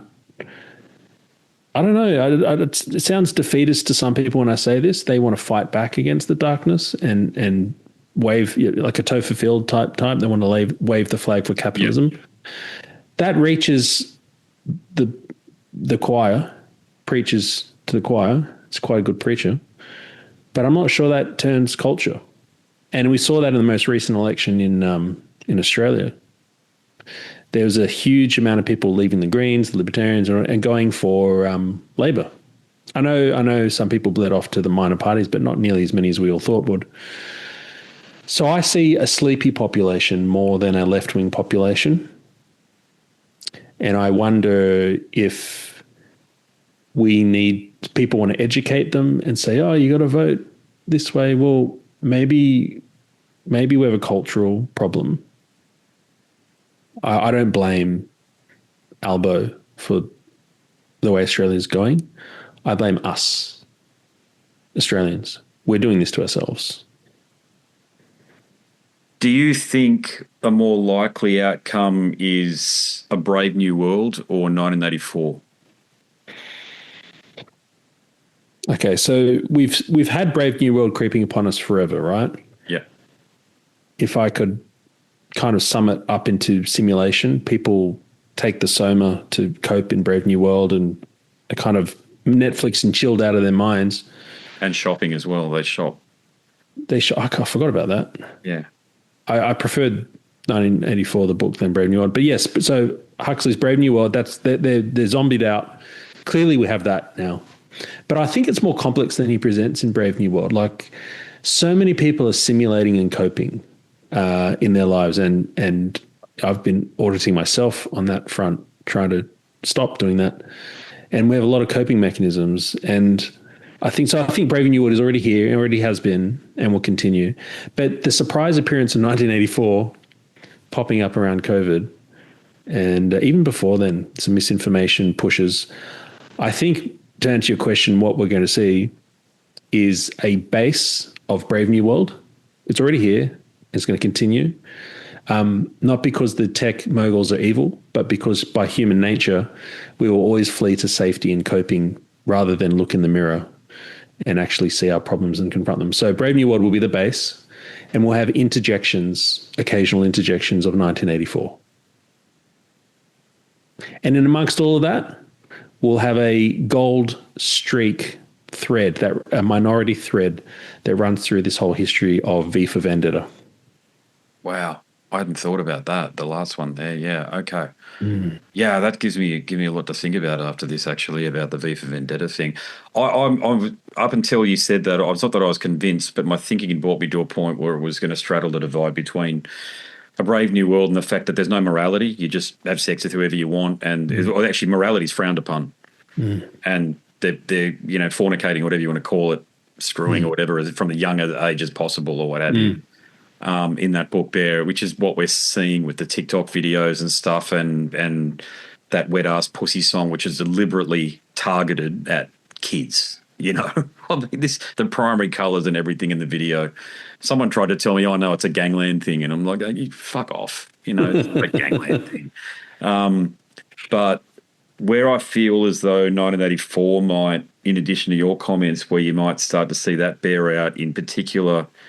I think you have to be in Queensland to understand this, but to the margin of 20 or 25% or something like that, the state government is the largest employer in the state by far. And I have a little bit to do with that because I work in community recovery as well. You get activated with the floods and all the rest of it, and you have to deal with people who come from other parts of the public service. And I'm not suggesting they're not nice people, but they almost have been lobotomized. There's no way you can have these sorts of conversations with people like that. You can't actually engage with them at a deep level at all. So, they're fully Brave New Worlded.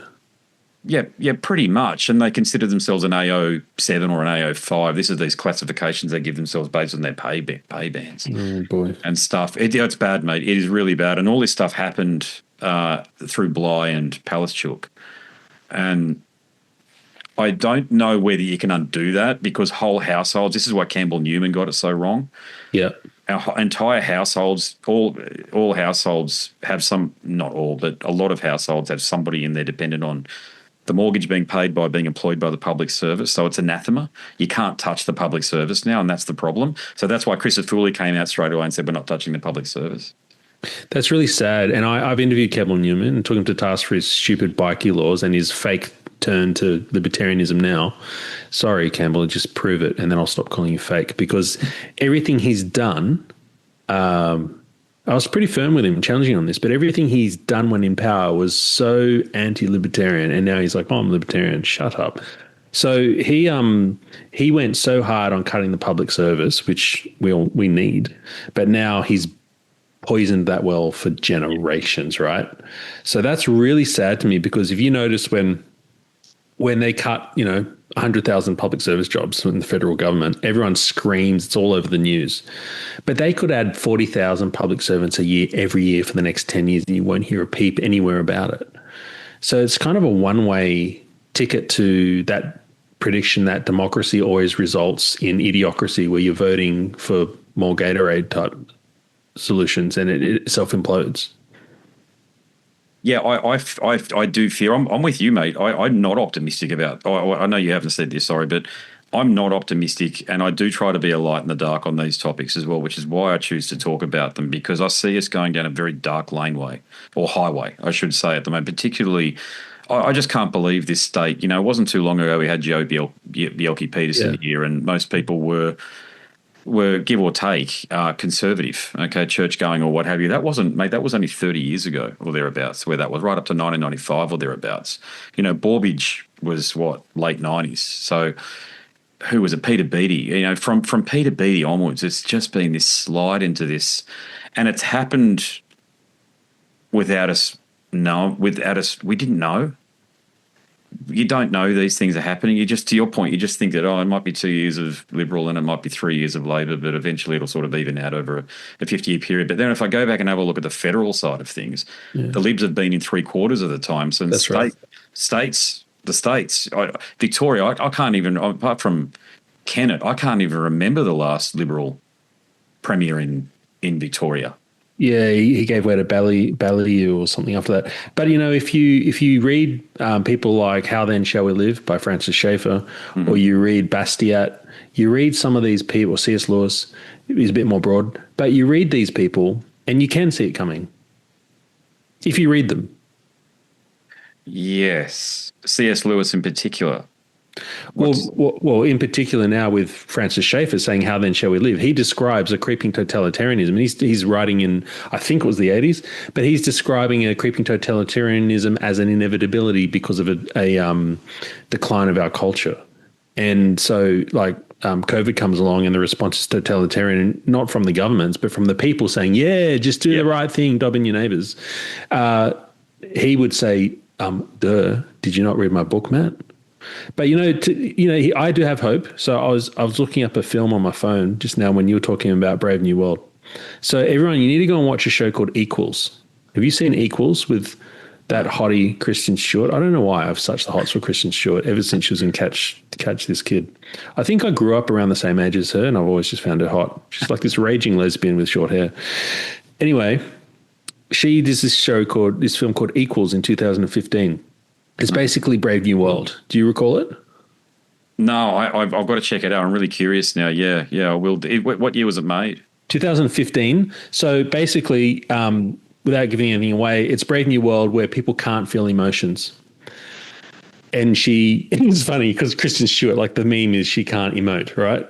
So anyway, in this film, she starts to experience emotions, and it's the whole point of the film. And why I like it is because it's Brave New World, but it shows that there is a way out of that. And it's not like the whole world becomes free and Brave New World falls and whatever. It's just a light in the darkness. And it's just a few people turn and they can carry that flame for future generations. And so I really resonated with that film because of that. And so I do see hope for the future, but I see it in a minority position. And there's nothing wrong with that. Like if you're a Bible type person, like you've read the Bible and I am, you would know that Revelation is a dark place, but there are some lights. And if you can gather around those few lights, it's actually quite a fulfilling and good life to be around those lights amongst the darkness. Yeah, I can't remember the verse in Romans, but I'll butcher it, so I'll just paraphrase it. But it talks about there's literally nowhere you can be and be apart from the love that God has for you, and that's what that's what I lean on. And to further complicate, my religious background, I was actually baptized, christened into the Hare Krishna faith as well. So I do the Hare Krishna mantra as well, which I'm grateful for you. I'm grateful for guys like you. Is bravery the right word? Maybe. Don't want to overstate the case, but I'm grateful that you choose to do what it is that you do, and you are that light in what can feel like a very dark time, and you are willing to have conversations with people, but you are willing to give people a floor and not lead with an ideology. You're able to allow people to explain themselves in a way that the audience can relate to. And mate, there's 3 or 4 people that are doing that well at the moment, and you're one of them. Well, I've got to thank you for that, because everything you've said to me in this interview has not come across as cheap flattery. It's come across as very encouraging, and we all need to be encouraged. And what we're doing is having an impact, and the type of impact you're describing is, it's not about me being special, but you've described it's something worth doing, and I should keep doing it. So I appreciate it. I love making the interviews. I've loved talking to you. I've been interviewed by a couple of people, and they just can't sit in the pace of an interview. So I've really appreciated that you can do that. Is that right? Yeah. We're always learning. But I think, to be honest, having a guest of your stature and caliber on, I think you've got to know what you're doing as well. It's another thing. Otherwise, you can be overwhelmed by it a little bit. Oh, look, I've actually interviewed the guys in Iron Maiden, which might mean nothing to most people, but to me, it's absolutely enormous. So to interview Steve Harris, actually sit next to him and actually interview him, like the Zeus of metal, the guy who, and a lesser known character who I wouldn't expect you to know, but Tom G. Warrior from Celtic Frost, the great Swiss band that kicked the whole extreme metal revolution off. When you talk to people like that, you are changed. As you know, like if you ever get to talk to Elon or what have you, you do feel yourself internally shift after those types of interviews, because you've achieved something that you never thought was possible up until that moment in time, and it gives you a lot of encouragement to keep moving forward. I haven't published one yet. This guy who claims he can control the weather. Can you believe it? 4-hour interview with this guy. He claims he has a quantum mechanics device. And we're in this studio for 4 hours. I just have to piece it all together. That's wild, man. He claims he can control the weather from where he's based in Brisbane or Toowoomba, and he can control the weather anywhere on the planet. Isn't that called HARP? Isn't that already in existence? Well, I thought that they do that through direct, like electromagnetic interference or silver iodine particle dropping, like direct mechanical touching. He reckons he's got models demonstrated where he's got marble models where he can affect one model which is entangled with a larger model in a sealed chamber, and he can affect the movement of that marble down a ramp by affecting the smaller entangled model. So therefore, distance is not a thing, even to the point where I said, can you control weather on Mars? And he says, well, technically we could. I'm like, oh boy, either I'm interviewing a crackpot, honestly, could be, or I'm interviewing an Elon. Could be. Don't know which. I was something else. I was an account executive at Telstra for a long time, and I met a few blokes like that this is the business that I do, but money's being put aside for this one here, and it's some quantum computing thing that they reckon can predict the stock market or something. And then I'm like, oh, for fuck's sake, here we go. But they, whatever gives them motivation and helps them wake up every morning. I just don't want them to get public funding for something as crackpot as that. That's all. Hey man, look, Elon was pretty crackpot too, and he's done some cool stuff with SpaceX and so on. And his cars, honestly, I was a V8 driver, and then I went to work for Tesla, not really knowing anything about the cars. And my God, they are the best cars in the world. Okay. Screw the environment. Don't care about the environment. They're the best. They're the best cars. Were you Ford or Holden, or neither with the V8s? Well, Holden doesn't exist anymore. Can you believe it? My first car at 17 was a VY Series 2 Cosmo Purple SS Commodore. Yeah, that's what I mean. 5.7 litre Gen 3 V8, which, yeah, well, that's just what I had. And it just had a myriad of issues and it was pretty slow, but it was a great car. No, but they don't exist anymore, mate. You know, Holden, I can't believe they died a few years ago. The brand. Yeah, I'm a cars guy too, mate. I've still got my Jeep SRT with the Hemi in it, the 390, I think it is. It's absolutely huge. It's but you can't replace that interaction, that connection you've got with a V8 through the steering wheel, and that's why I like Tesla. I love what Elon does, but it's going to be that car will have to die, and it's already 20 years old, but it just keeps on going. Bogut's car collection is ridiculous. Oh, yeah. But he's got the money for it, though, hasn't he? Yeah, but he puts money into it. But he's just buying up, the old GTSs and stuff, and he's just parking them. It's going to be worth a fortune. But they really are dumb cars, honestly. I know, even, Rogan loves the old cars and whatever as well. And he says this too. You get into Tesla and you're like, every other car is dumb. It's absolutely the case. I get why, though. You might want to have a bit of fun. But 99% of the time, 13 days out of 14, I'd want to drive. I sold my Tesla when I became a farmer, but I'd want to be driving a Tesla. Now I drive a Ranger. Thing rumbles down the road, can't corner. Oh, yeah. Yeah. You've had no issues with the Ranger? Mate, it's a brand new next-gen Ranger, right? Oof, yeah. Brilliant. Hey, don't be like that. Brilliant car. I deliberately got that because Hiluxes are crap. Toyotas are so uncomfortable. Anyway, I had a Hilux back in the day. So this is a new next-gen Ranger. I've only had it for a year, and we've already done a full transmission replacement. The whole transmission dropped out and replaced. That's what I'm talking about. Yeah. I don't, see, our Land Cruiser is a 200 series. It's a Sahara. Bought that in 2014. It had 90,000 Ks on it. We've only just had to replace the engine at 500,000 Ks. Because it just rumbles. It's just best. As I say, I work out west and stuff, and when you get out there, there's white cars only, 80% Land Cruisers or Hiluxes, and then there might be a blend of specifically Isuzu. You just don't see the Rangers and stuff out there, but that's the heat too. The heat kills everything out there. But you're talking cruiser, which is quite comfortable, but the Hiluxes are not. And the Hiluxes, the Camrys, the Yaris's, they're built funny for Asian legs or something. I can't get further away from the steering wheel, and the steering wheel won't come out. I feel cramped in the legs. Really? Yeah, I'm 6 foot. Oh, you're 6 foot. Okay, I can understand that. Yeah, the Land Cruiser is incomparable. It's the best car I've ever driven or owned. The Land Cruiser. It's just, even the new ones, mate, are just so connected. They're weird. I have driven a Corolla because I bought my mother-in-law one.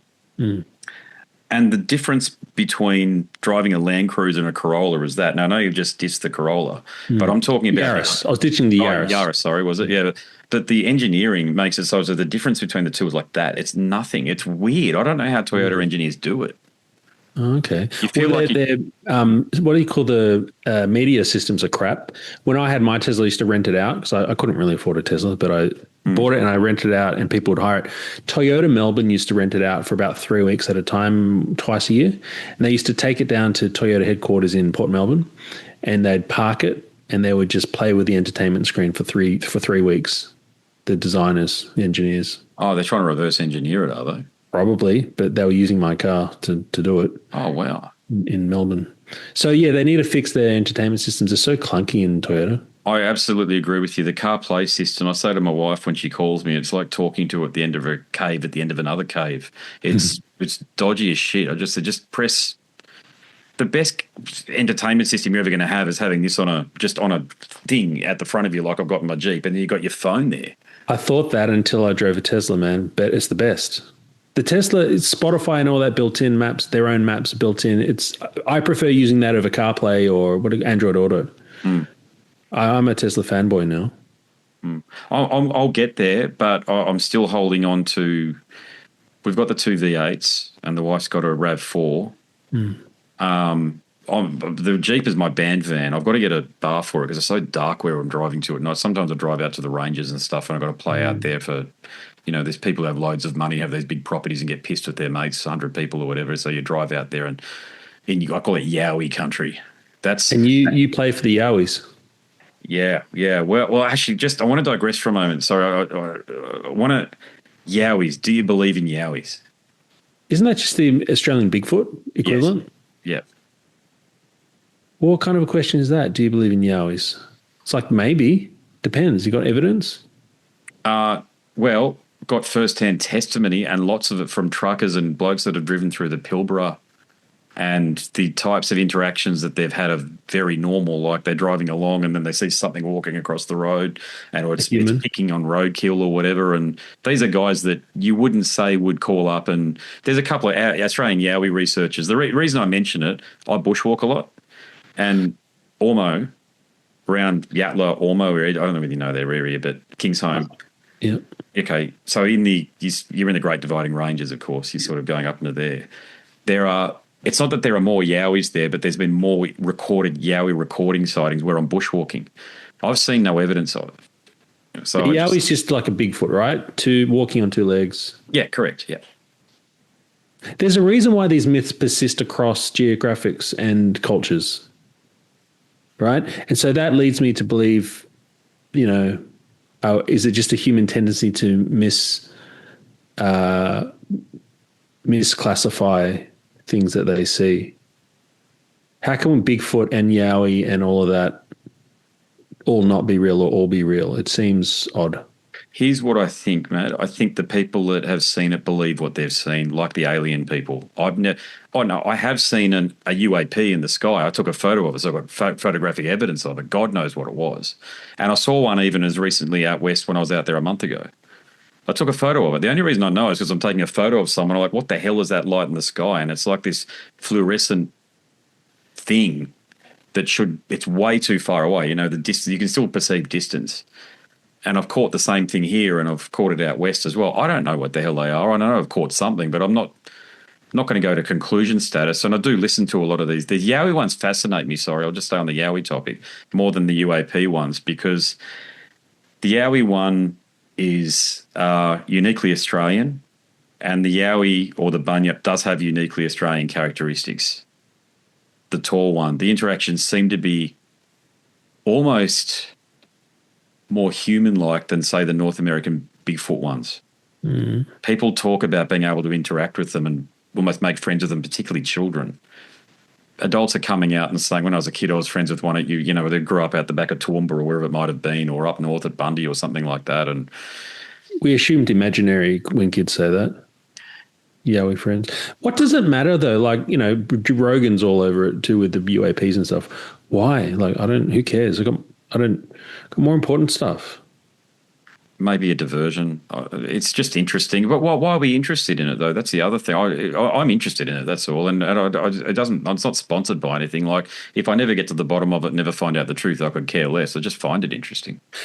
Do you think it's because humans like to have that tickling of the brain? Like, oh, there's a mystery there. Oh, it could be. I'm going to answer that question by saying that I do believe in Rex Gilroy's research that there was a Phoenician port at Serena, and there's evidence of that. So that's different though. You're talking about archaeological heresy, which often can turn out to be true, like Göbekli Tepe. But we're not talking about that. We're talking about like more scant evidence type things like Bigfoot. I was going to wrap them up into two, but I'll stay on the Yowie thing. Short answer is I have no idea. I just find that it gets to the kids have gone to bed or what have you, and I think, what's the most interesting thing I can do to get me away from? Maybe this is the answer, to get me away from the day-to-day of writing the books and constantly going through grammar and syntax and all the rest of it. I find myself just wanting, as soon as there's a new Australian Yowie report, it's a lot of us that do it. It comes up on YouTube. And we're like, fuck, thank God there's a new one. Okay. And some of them are better than others. Some of them are so interesting. I did have a chance encounter with a bloke out west about Yowies. I'm going to interview this guy. He's a contract shooter. This guy's fascinating. Yeah, you know where I'm headed. Yeah. This guy, he turned up, he rocked up at the hotel where he had this heavily modded Jeep Wrangler. And he was out there smoking and just, he's bald and big tough guy. And I just started making conversation with him. And he told me what he does. And he showed me all of this video. So just to be clear, he's in the middle of nowhere, contract killing rabbits, whatever, all the feral pests, cats in particular, all these feral pests, pigs, that sort of thing. But he's showing me the technology he's using because in order to prove a kill, he needs to show the video. That's right. Yeah, okay, so you know this, okay? So my question was, so you're in the middle of nowhere. Have you shot in the Pilbara? Because that's probably the hot spot. And he goes, yes. He goes, I know where you're headed. You're going to ask me about Yowies, aren't you? And I went, give it to me. He goes, I tell you what's out there, a bunch of fucking weirdos who have gone off-grid and they're just overly hairy, and I kid you not, they're human beings. That's what he told me. I think that's true. Look, because I use the same tech that they use, and we've got a contract hunter up the road here, and we do stuff together. We use thermal scopes with auto video recording on our guns, and yeah, you can really see whether that's a Yowie or not. Like you can't see anything with your human eyes, and you look through your scope and you can see everything. So you could totally tell that was a human or what. That's what he told me. I said, so the Pilbara, Slim Dusty's even written a song about the Pilbara. You've seen nothing, mate. And he goes, no, absolutely nothing. Everything's got a rational explanation. He'd know. And that's one person who I've had an interaction with, and it's not that he's bursting my bubble. I could care less if they exist or not, because you know what? I can't control any of that. That is what it is. It's an immutable characteristic of my life, and it stands outside of it. But it's just interesting. And talking to him was, yeah. Well, okay, UFO and Yowie, they're not falsifiable as a symbol. So you can only find a Yowie. You can't not find a Yowie ever and they're, say, scientifically, therefore there are none. Yeah. See what I mean? It's not falsifiable. So the claim there is Yowies is always open. Okay, so I mentioned the port at Serena. Do you look at all of this, or the Mungo Man thing? Have you dived into the Mungo Man conspiracy? No. Oh, God. I don't know whether we should talk about that. God, that really gets the hackles up, that one there. Because the mitochondrial DNA was investigated by the Australian National University, I think it was, to be told completely different hominid species to our Indigenous friends. But just a different race. And, of course, the Adelaide Uni, or one of the woke unis, which ANU is these days, but anyway, another one, grabbed it in the last decade or so and said, hang on a sec, they had contaminated DNA. Guess what? It's Indigenous. Of course it is. Look, the problem I have with all this kind of talk is not that it can't be real, it very well could be. It's that so many people use it as coping mechanisms and escape reflexes. And so if that's the case, then, you know, we've got other stuff to do, and I'd rather talk about the human and sorting through their internal incoherence or whatever they're going through. And you talked about, you know, ayahuasca journey. This kind of stuff to me is more important than feeding an escape, if that's what it is, you know. Like, I don't want to play in that land if it's from that ontological crisis that you picked up on from my interviews previously, which is being gaslit into what is real and what is not, whether that be Santa Claus or wrestling. And so why would I waste more energy trying to determine whether wrestling is true or not? I had to decide when I was a kid that it's unknowable. WWF, WWE, WCW. It's unknowable whether it's real or not. This was my conclusion at the time, and I just had to move on. It's like those people who insist that the NRL games, the outcomes in NRL games are predetermined. Or horse racing. That's not so far-fetched though, is it? I'm a Tiger supporter, no. It's some of the games that I've seen them lose, I look at it and go, what the hell is going on here? And it's a bit like with Origin too. You know, Origin exists because Queensland have the so-called Origin spirit, or what? I mean, if you follow this stuff, okay. If you don't, bear with me. But and it's Origin only exists because Queenslanders get behind it. If it was just a New South Wales thing, according to the ephemera or whatever, nobody would care in Queensland. If they lost more than they won, it's a bit like the Kiwi thing with the All Blacks. If the All Blacks started losing, nobody would care about rugby over there. But it's an opportunity for them to stick it to the Aussies, which is why they get so much support.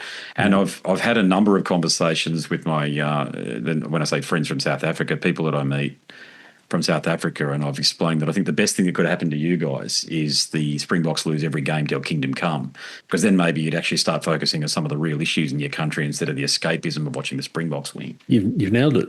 You've nailed it. Yeah. There's nothing wrong with escape in a sense, I guess, but I'm saying if it's taking place of something else, yeah, I'm not a fan. You're making me think of Rose on the Titanic. You know how she's the actual villain of the Titanic? Oh, absolutely. Yeah. Yeah, okay. Well, I tried to explain it to my wife the other day, and she's like, no, I don't see it. It's like, really? She goes, that heart of the ocean, that jewel, that was hers to do with what she wanted. Really? Oh wow, yeah. Yeah, it's only when meme culture started to become a thing that all of these truths or these things that we just, like the Titanic. You mentioned the Titanic. I hadn't given it a second thought since I saw it in the cinemas the first day it had come out in '97 or whatever it was. I remember that. And but isn't it a load of shit? That it's just you're really and yeah, she's an incredibly selfish woman at the end of it. Ultimately, I mean that's one lesson you can take out of it, and that's certainly the lesson that I do choose to take out of it. But the more interesting thing about that is that the movie makers were able to successfully manipulate us in 1997 when we saw that into thinking that Jack was a legend, and the other guy who's the evil guy, I can't remember his name. Billy Zane, whatever. Billy Zane's character. Yeah, he was bad for some reason for providing her a stable future. I don't know, whatever. And Rose was a hero. She's a freaking whore who then screwed over the guy spending billions of dollars on that ship at the end of the movie. Anyway, point being is they're able to manipulate you into a false reality. It's one of the reasons why I can't watch movies. TV shows are fine. And my daughter's only 9. Even at 7, she was going, Daddy, I don't like movies and I don't know why. It's because movies, they write it in a way that even in a good manipulation sense, but they manipulate your emotions different to how a TV show manipulates your emotions. I have never been able to put my finger on this. My brother went to film school and I tried to talk it through with him. I still don't know.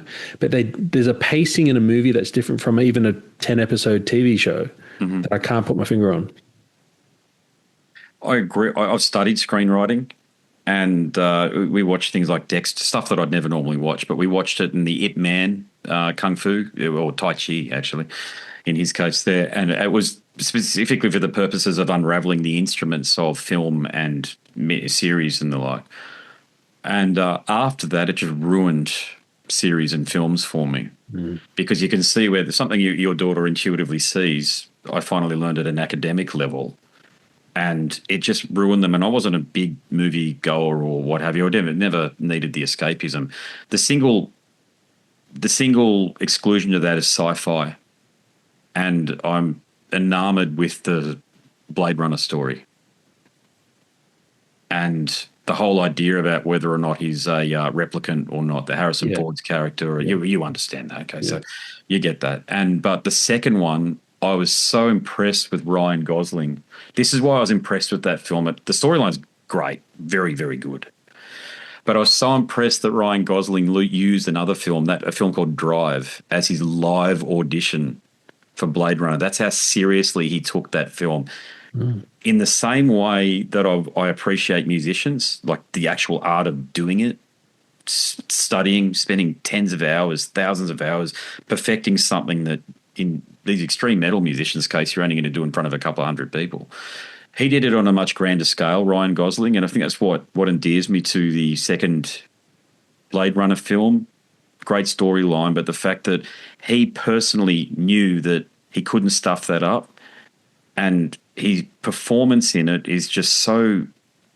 He just owned the role in a way that it's probably the only sequel that I've ever watched that might be better than the first one. Sounds like you have the answer to a lifelong mystery. Can you explain to me why a movie will leave me feeling hollow most of the time, untethered from reality, and I exit the movie feeling yucky, and maybe one in 20 times I exit feeling good, and they're generally like the tragedies or the romances where, I've had an emotional connection. But a TV series, 19 out of 20 times will just be... They don't affect me on that deep emotional funk level after I finish watching them. What's going on? I think you're a values-driven human being. That's what it is. Sorry, not to be too straight away. That just came to me straight away. I think you're a values-driven human being. And if I can relate it to, I'm not talking about me, but I have to, it's because it's the only tangent that I can draw right now before it flies away. One of the key reasons I really like Ryan Gosling's character in there, because he is deontological. Don't you remember that scene at the end where he's like Harrison Ford said, "You're a replicant," or where's the effect? Why did you bother doing the right thing? And he just shrugged his shoulders. But he just did the right thing. So it appeals to your values. So the films, whether or not you realize it or not, the films that appeal to your values have a significant impact of reinforcing those values, because filmmakers and people who tell human stories through film see value in those values, if you like. And that's why I think that was so important for me. And if you could name a film, you'd be talking about a modern film or a classic film that you felt was one that gave you a really uplifting feeling. Every film I watch now, like 19 out of 20, like more than 90%, I feel funny afterwards, like dark, untethered from reality, wasted time, something's not right. It changes my mood for the rest of the day. It doesn't matter if it's a rom-com or if it's Alien, the one where he starts the human race, whatever that was called. Prometheus. Or if it's anything, even sci-fi, my favorite genre. Whereas if I watch the same thing in a television show format, there's a pacing, even if there's like Stargate or that's a bit silly, even if it's a more serious show where it's 1 hour episodes, Game of Thrones, I don't feel, okay, that's a good one. If I watch Vikings or Game of Thrones, which is series episodes, they can be very heavy, but fine, doesn't affect me. And when I exit 1 or 2 or 5 episodes, I'm back to my life and I know that was fiction. When I watch a movie, same topic as Game of Thrones or Vikings, I get to the end of it, of the 2 hours, and I feel, as I said, untethered and confused, and it ruins my day. They must write films different to the way they write series. No, they actually write them the same. They're just spread out over the 10 episodes or whatever it was. Believe it or not, they're actually writing it the same way, because they have to have a storyline. So there's always three film. All stories are written in 3 parts, whether you realize it or not. Even the Bible. Maybe I shouldn't go into the Bible, but still, it's a story in 3 parts. So at the very beginning, every film is about resolving conflict or overcoming obstacles, regardless. That's the premise of every single film in history. Yes. The films that don't, I couldn't name one, to be honest. I couldn't name one. So how soon the catalyst kicks in, this is my Bond stuff I'm regurgitating a bit to you, okay? So a little bit, but some of my own opinion too. How soon the catalyst kicked in, I notice, really determines whether or not I think it's going to be a valuable film or not. So the catalyst might be whether or not, like the catalyst in Titanic, for example, is not Tom Cruise, what's his name? Leonardo securing the ticket for the Titanic. Yeah. That's the catalyst, because if that doesn't happen, we'll go home then. She goes and stays with Billy Zane for the rest of her life. But because that happened the whole film, so that's what I'm talking about. So it's got to be something, maybe the catalyst has got to be something that you relate to, and it might just be coincidental that because series are a much longer medium to explore a topic, it explains the reasons for the catalyst, and they're able to engage in the storyline a lot more. This tracks. I'm frustrated because they asked me to believe and make logical leaps, which in a movie, because they've only got 90 minutes. Yes. Whereas a series, they can pace it out to me better and I can digest it. That's what I think. Yeah. Because it's the last series that I really liked was what's the Uhtred one? Is that Vikings or whatever? I don't know. I can't remember. I think it's Vikings or something, but it's a Viking one anyway. Danes in England. Anyway, that was very good, but I'd also read the books beforehand, and I thought it was fairly faithful, given all things considered. Also, too, Spartacus of Blood and Sand. Did you watch that 15 years ago? No.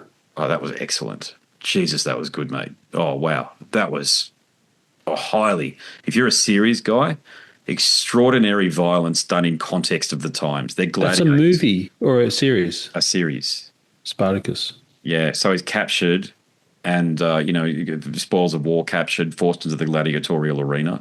And there's that immortal line, the black actor who's a fantastic actor, and he says, it stayed with me to this day, a man can either be consumed by fate or can accept his fate or be consumed by it.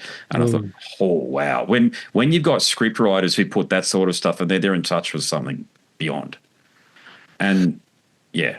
It's a shame he's black. I don't watch black actors. I only watch yellow, brown, and white. Hey, so I want to hear from the comments on anyone who's watching this. Like, I'd really this is not an engagement farming. I want to know if anyone out there shares my malaise, my problem where movies screw me over, but series don't. I reckon I'm not alone.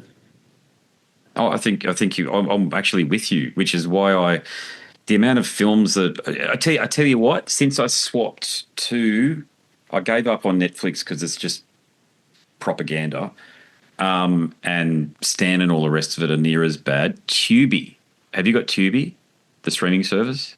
You pay for this? No, you don't. Okay, that's the beauty of it. It's all this off-license stuff that they put in there. You got to deal with the ads.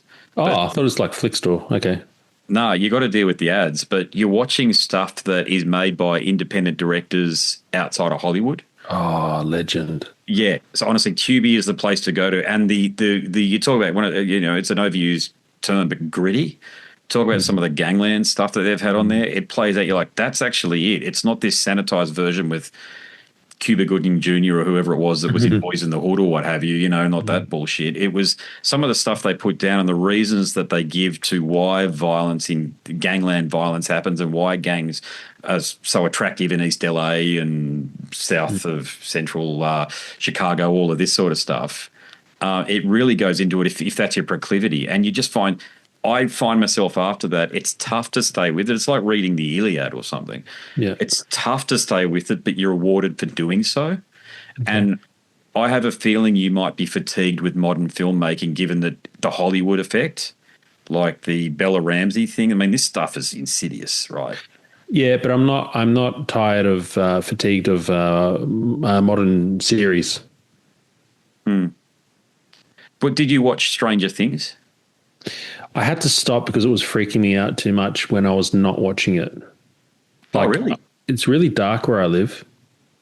And so when a wombat runs past or it's a creek or whatever, stuff happens, I can handle a bit of, that's a wombat, or is that a wild dog? Do I need a gun? Or, that's fine. But when I started to think it was one of those monsters, I was like, this is affecting me psychologically. I can't watch that show anymore. So I don't know what happened in the end. I watched 2 seasons or something like that. That's another film I couldn't stay with. I should mention, just before it flies away, is The Thought Bubble, but by far the best series that I've watched is the Twin Peaks one, both. Okay. So the first one and The Return, because they're so evil. Lynch, who was the writer and the director, I think he got some help on the writing, but still he was the director. That's really where he shines, because it's not, what I love about Lynch is it doesn't need dialogue. It's just hinted at. It's the Washington forest, the Washington State forests around Olympia or wherever it was, become the character too. Okay. That's the beauty of Lynch. And the second one was so fucking dark that, yeah, to your point, it does make you a little bit afraid of the dark and things that go bump in the night, but it also gives you some comfort because you survived the watching experience. Have you seen the one with Demi Moore where she splits into 2 people? I've heard of it, but I haven't seen it. No. Oh, it's called The Substance. I just remembered. Oh, wow. The Substance. Is that a series or a movie? No, it's a movie. Similar to District 9, where it's just a bloody good movie, but beneath the surface, there is some expert commentary not preached at you. It's just stunning. But it's pretty gory, like The Substance. It's pretty yeah, sorry, you go. No, so that's my recommendation. I'm just saying, gore doesn't, I find gore incredibly boring. It's not that sort of gore. The Substance is a psychological horror. The gore is representative of your sense of self and splitting. It's right. Yeah. I highly recommend people watch Equals and The Substance. God, it sounds like some of the truths you confront when you journey with ayahuasca. That's what happens. Maybe that's why I like them. Because you go through what's called an ego death. You do. I've done 6 ceremonies. You do at some point. The last one was horrific for me. Very tough. I wouldn't have wanted that to be my first journey, I can tell you. But I confronted a lot of dark things in the last one, and it didn't stop. It just kept on happening. That's the thing about ayahuasca. There's no eject. You're basically catatonic to it until it stops. Until the psychoactive substance is metabolized by your body. That's the physical process, certainly. But even when that's done, you can still feel like you're in there because it's a place. The easiest way I can describe it is it's a place you go to. Because you see, if you're journeying in a circle, it might be between 10 and 20 people in the circle of ceremony. We all see similar things. Yep. It's just accepted. I call it the Matrix. I don't know what, but there's no name for it. I just call it the Matrix. I said, who got, you come out and it's a bit of a joke, who got into the Matrix? And people go, oh, I did. Mm-hmm. And the Matrix is really, I call it that, but it's really unusual because it's, you intuitively know that's where you can create, you can architect your life. Yes. You're actually given the skills in there to architect your life back out here in the real world. Right. That's where that's where the anxiety disappears. Right. Because you develop, I've met my spirit guide and all sorts of things in there. I mean, look, if this stuff happens to you and it's as normal as having a conversation with you, you know, and there's things that just to draw the reason I'm mentioning it is because a really good film to me feels like an ayahuasca journey. Or a series feels like an ayahuasca journey in that you're taken to really dark places, but at the end of it, there's ultimately the chance of redemption. And the High Priestess always gives you an opportunity of redemption, never lets you down, ever. Right. So that's why it's so safe. That's why all these kids who do LSD and stuff end up losing their fucking minds because they're not doing it in a ceremonial setting, blessed by a shaman, what have you. And in the same way, if you watch a bad film, like I think there's a lot of social engineering that goes on in these films. I think that's without question, by the way. And we know that. We just can't, nobody's come out and said it. I think that's why we do feel a bit awful at the end of some of them. Like I've never watched any, like that new Snow White film, even watching the stuff that comes up as a parody looks revolting. Mm. But so you think, what function does this stuff has? And the mirror is oftentimes when you're journeying with ayahuasca, you're shown this shit like pedophile networks and stuff, and how they originated in British Parliament, and you're like, literally, I remember journeying and I said, why are you? I was literally getting really frustrated in the journey. Why are you showing me this stuff? It's horrible. I can't deal with that. We've had Kathy's cousins in the Philippines groomed and stuff. It's not saying it's close to home, but it's in the vicinity, if you know what I mean. So it's not because of that. You feel gross about it anyway, but all this stuff gets shown to you and you think, fuck, but there's got to be a redeeming quality. And it's like, you're a journalist. At some point in time, you may want to look into these stories because they're certainly bloody there. Nobody is. So maybe you want to have a look at these things. And that's the redemption side of it. That's where it's gifted after you've gone through half an hour of just this stuff and you're just like, oh, my God. And that's what I think good films do too. That's why a lot of good filmmakers, I think, do magic mushrooms and aya and stuff because it allows them to think outside of the box. Like the best music, Pink Floyd, The Doors, you can relate to that. I think, the Beatles, if you follow the Beatles, they were rough, tough boys. I'm not saying they were rough, tough boys, those boys, but they were playing pretty jangly pop stuff. And then all of a sudden they started taking LSD and hanging out with the Hare Krishnas and Revolver. And Revolver happened, which changed everything. Everything. They were a pop band before that, and then they became a serious rock and roll band on Revolver. And yeah. This is the ayahuasca podcast, I'd say. Yeah, well, I find it hard not to be an evangelist about it. I've got to rein myself in. I've done it a few times on the show where I've talked about it, but I just can't recommend it enough to people, to be honest, Matt. I really can't, particularly if you've had a traumatic childhood. If anybody's had a traumatic childhood, this is the elixir to it. There are others coming online. I've seen LLM-led psychotherapy collapsing 10 years into 3 or 4 days. Yeah. So there are non-psychoactive ways that we can access symbolic areas of the brain and rewire neurochemistry very fast. That works? Oh, yeah.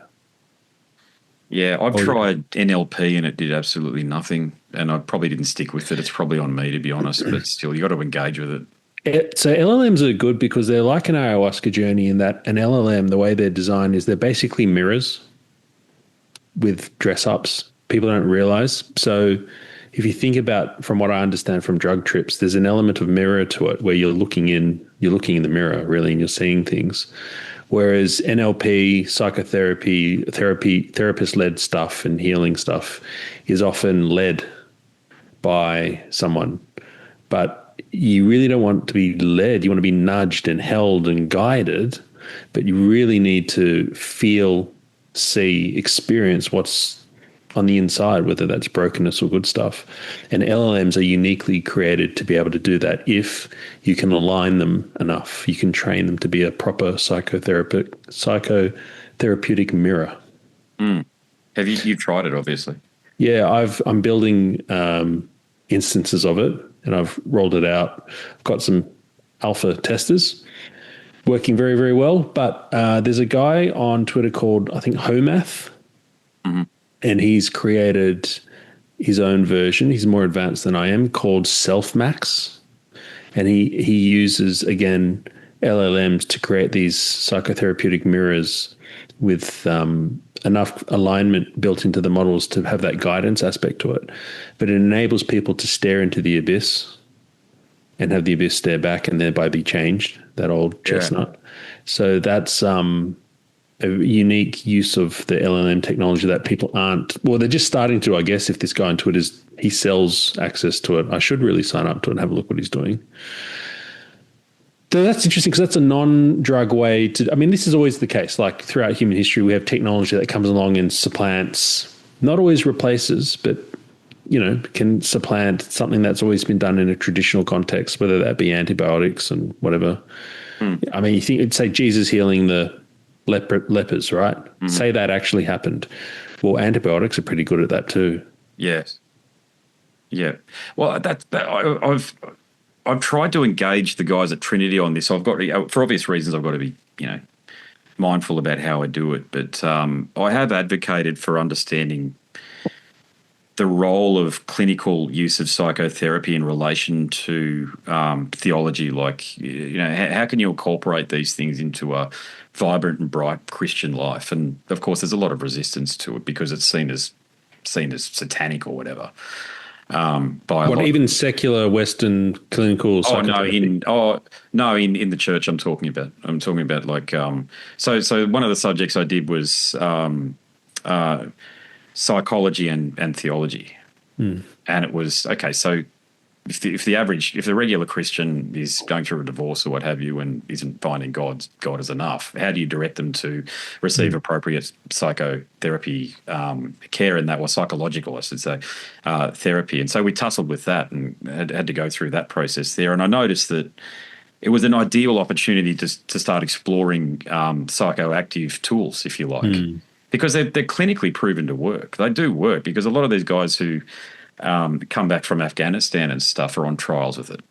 Anyway. But come on, man, drugs are bad, okay? Like that, your church is never going to. Oh, actually, no, never. For now, when it becomes scientific mainstream, they might open themselves to antibiotics or ayahuasca. Same thing. Yeah. It's just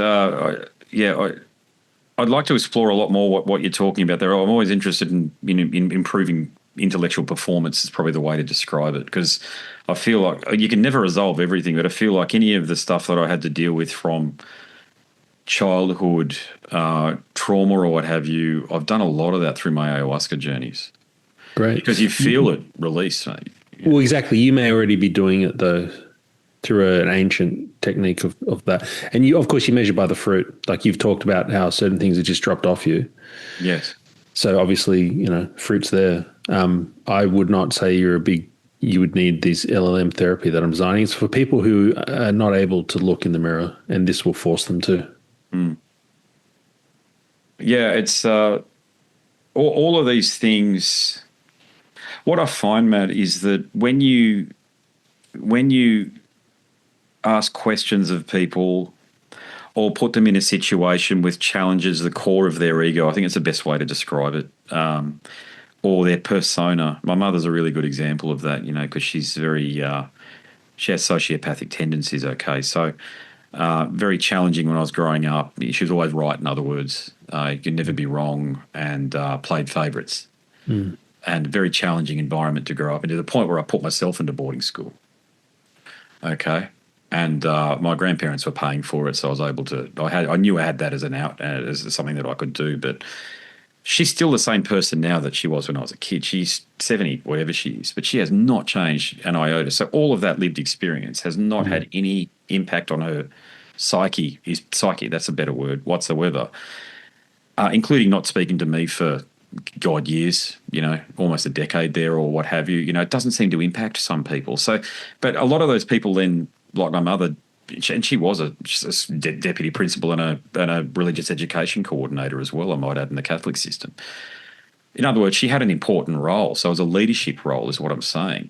But a lot of people are like her, and the key word, I think, is that it's not that they have leadership qualities; they're just highly, highly disagreeable, and they can handle. It's not that they can handle it; they don't have any awareness that they're that disagreeable, but they do find themselves moving into leadership roles. But they don't even. If something goes wrong, it's not on them. They've got every blame, excuse, reason, denial for why everything's gone pear-shaped or what have you. You see it in Daniel Andrews and Palachuk and all these people who generally get into these positions where they're when I say leading, they're visible to an extraordinary number of people.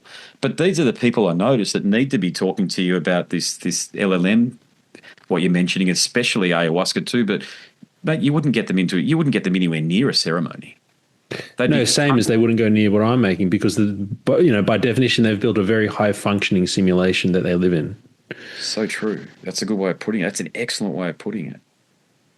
High-functioning simulation. I think most people simulate. I still work myself to make sure because I drift at times, to make sure I'm not simulating. But some people are so good at simulating that they live in it and it becomes their reality.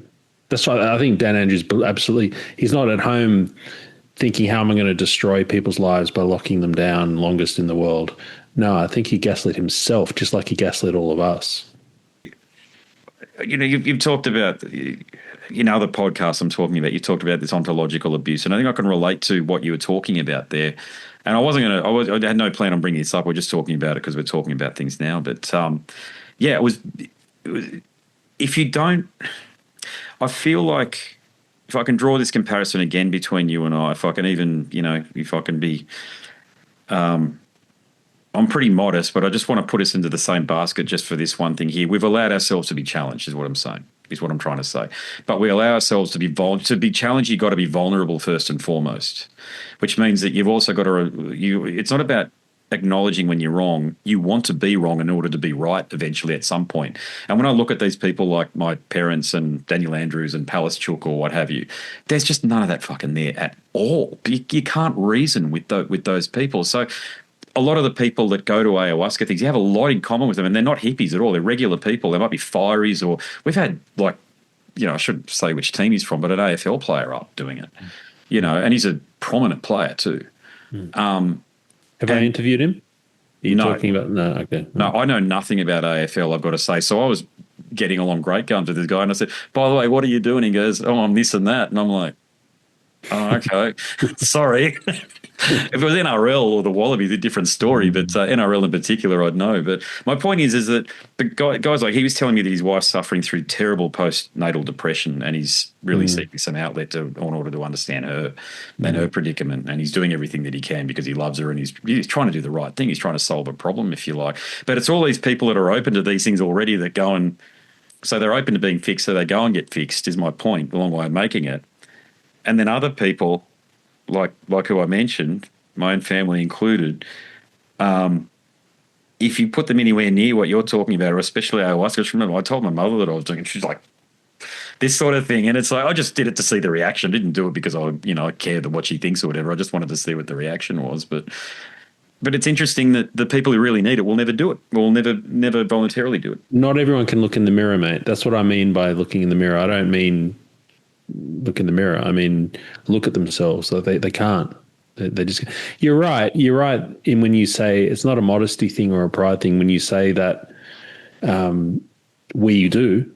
I can't remember what term you used, but we you and I are vulnerable and willing to look in the mirror. Yeah. And there are plenty of us out there who it's not the majority. Most people are happy with. I think it's three things. I think people just want to have their beer, their footy, and pay my mortgage. That's it. That's as deep as they go. That's most Australians. Explains a lot. You're bloody right, mate. And it's not just most Australians. I think it's most Canadians, most Americans, most Kiwis, most British. Maybe not the British. The British are really going through it at the moment, aren't they? Yeah, I mean, replace the word beer, footy, and mortgage with something else. That's just the Australian context. But most people are just trying to get ahead, so to speak, get their core mission done, and then when that knocks off, they just want to anesthetize, just inject me with something, and I want to escape, just drink, Netflix, take the pain away. This is not living, man. People are so not alive, and the times that they are kind of achieving, going out, building, performing. Sometimes, a lot of the times, that it's simulation and performing, and it's coping, and it's pretending, and it's a mask. And it just makes me think, how many of humans are truly living? Probably not many. How much of your reasons for going to for buying a farm and going to farm life, because I assume you're an urban guy like I am and who's made that decision to go and be on a farm, how much of that journey do you feel like sharing? I'm open. I'm trying to start 12 more farms. So I've got one farm now, and rather than run 12 farms and break my neck 12 times, I'm trying to help others do what I've done. So I'm going to set up like a franchise where others can say, I like how you've swapped your life from city to farming, but how do we make an income? How do we set up a farm? We don't know how to do it. Who do we sell our food to? What equipment do we buy? How do we get finance to do it in the first place? All this. So creating like a franchise, like a Macca's, you go and you buy a Macca's and you buy yourself a new way of life. I'm doing that now to let people copy and live the dream, move to the country, become a farmer. So I think if I'm doing that, clearly I think it's a more real way to live. It's more authentic. It's more human. I'm not far from the city. I don't think you all have to become hippies and move to the country and stop using deodorant and shoot cows all day. I shot a cow this morning. But I do think there is something artificial, obviously, about the city life. And people I was in church on Sunday, right? Mm-hmm. And they're advertising this camp or something.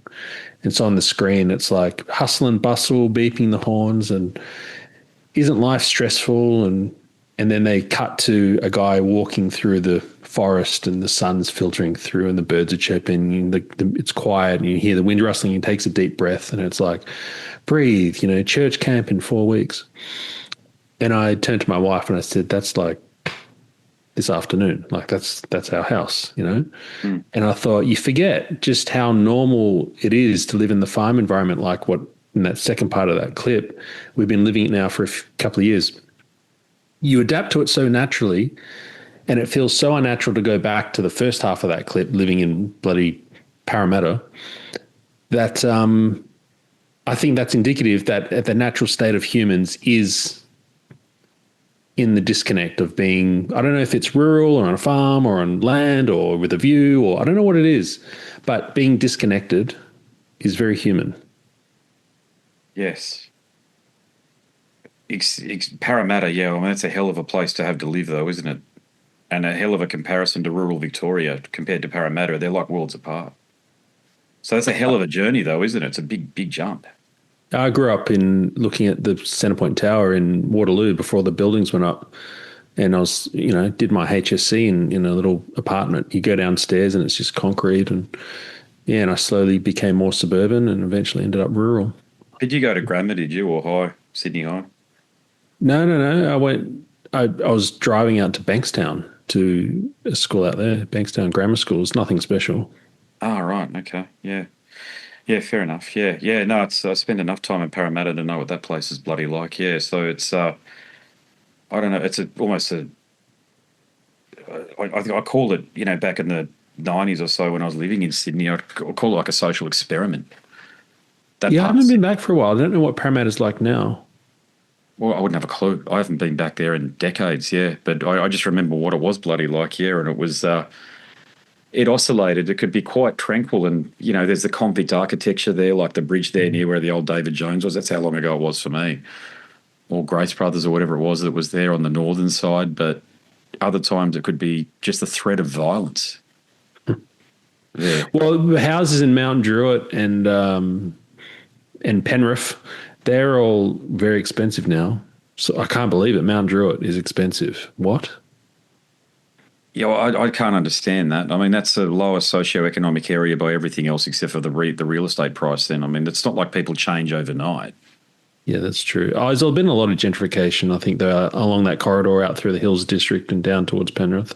So where do the lower socioeconomic people go if they're not living in Mount Druitt? Oran Park, mate, where I lived. Oran, is that how – that's the old raceway? Yeah, it's a giant suburb now. But people literally get pushed out further and further. So in Melbourne, it's down southeast Clyde, Cranbourne and so on. And then in Sydney, it's Oran Park, out towards Badgerys Creek, and it's just wherever the cheap supply is of housing. You end up pushing the aspirational people out there. That's, I don't know what I mean by aspirational. Lower socioeconomic. I mean, I used to live in bloody Randwick and Vaucluse, and then Botany, around the airport, and I can't believe I lived in these places. And I said to my wife, we were able to go down to Surrey Hills and go to Sushi Suma just whenever we wanted, and we were newlyweds at 23 on low incomes like that. No one can do that in Sydney nowadays. Yeah, it's I did grow up in Sydney. I've got to share that. And I likened it, everybody had a tribe. It was all of the, I was in the Northern District, so Eastwood, Epping, and that was a fairly normal place. And then that was then the Chinese, as they bought up all along the Northern District train lines. So all of those Chatswood, mate. Yeah, the whole place just changed. I wouldn't say overnight, but certainly by the time I left, it was unrecognisable from where I grew up. And I was always up here anyway because my mother's family's up here, so it was an easy transition for me just to come up or what have you. But yeah, Sydney, I don't understand. I've often asked this of people, if you can answer the question. I just don't understand how people can live there on 2 average incomes. It doesn't make sense with what rents cost and proximity to work. And I mean, are people really living in Katoomba or back at Penrith at Kingswood and training in every day to their job in the city if they've got that type of job? Or I can't imagine that a retail job pays any more than 40 or 50 grand a year still. So in order to afford a house, they must have to have an office-based job that gives them a minimal income of 80 or 90 grand. But are they seriously spending up to 3 hours a day on transport? Is that what's going on in Sydney? I knew people who did exactly that on the Southern Highlands line, coming out from Thirlmere, Tarmore, Picton, Bowral. No electrical trains, they're the diesel ones. And they were literally catching the train to work. Yep. How is that? We know it's not sustainable because it doesn't happen anywhere else in the world. Not even in Los Angeles does that happen.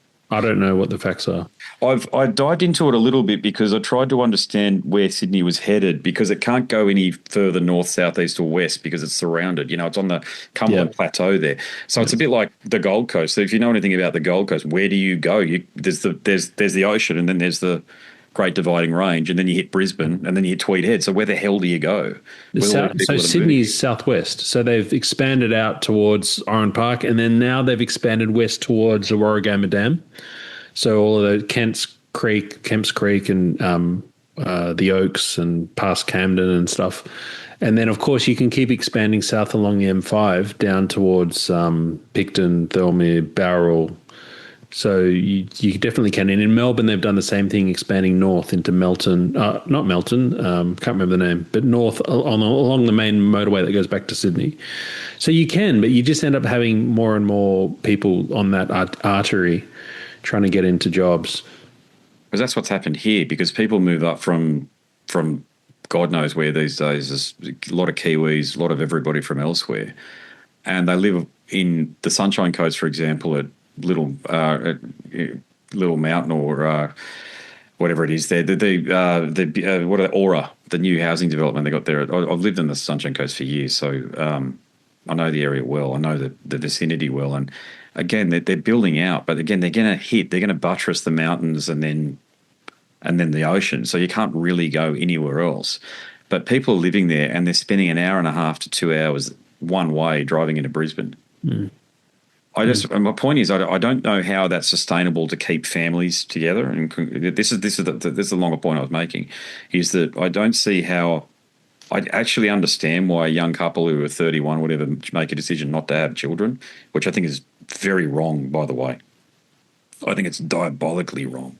It's wrong, and it's civilization busting, actually. And the more that it happens. That's why I was asking you about Sydney, if you knew about Sydney, because I think the same things is going to happen in Melbourne and here too, because people are coming here and they're only going to 3 places.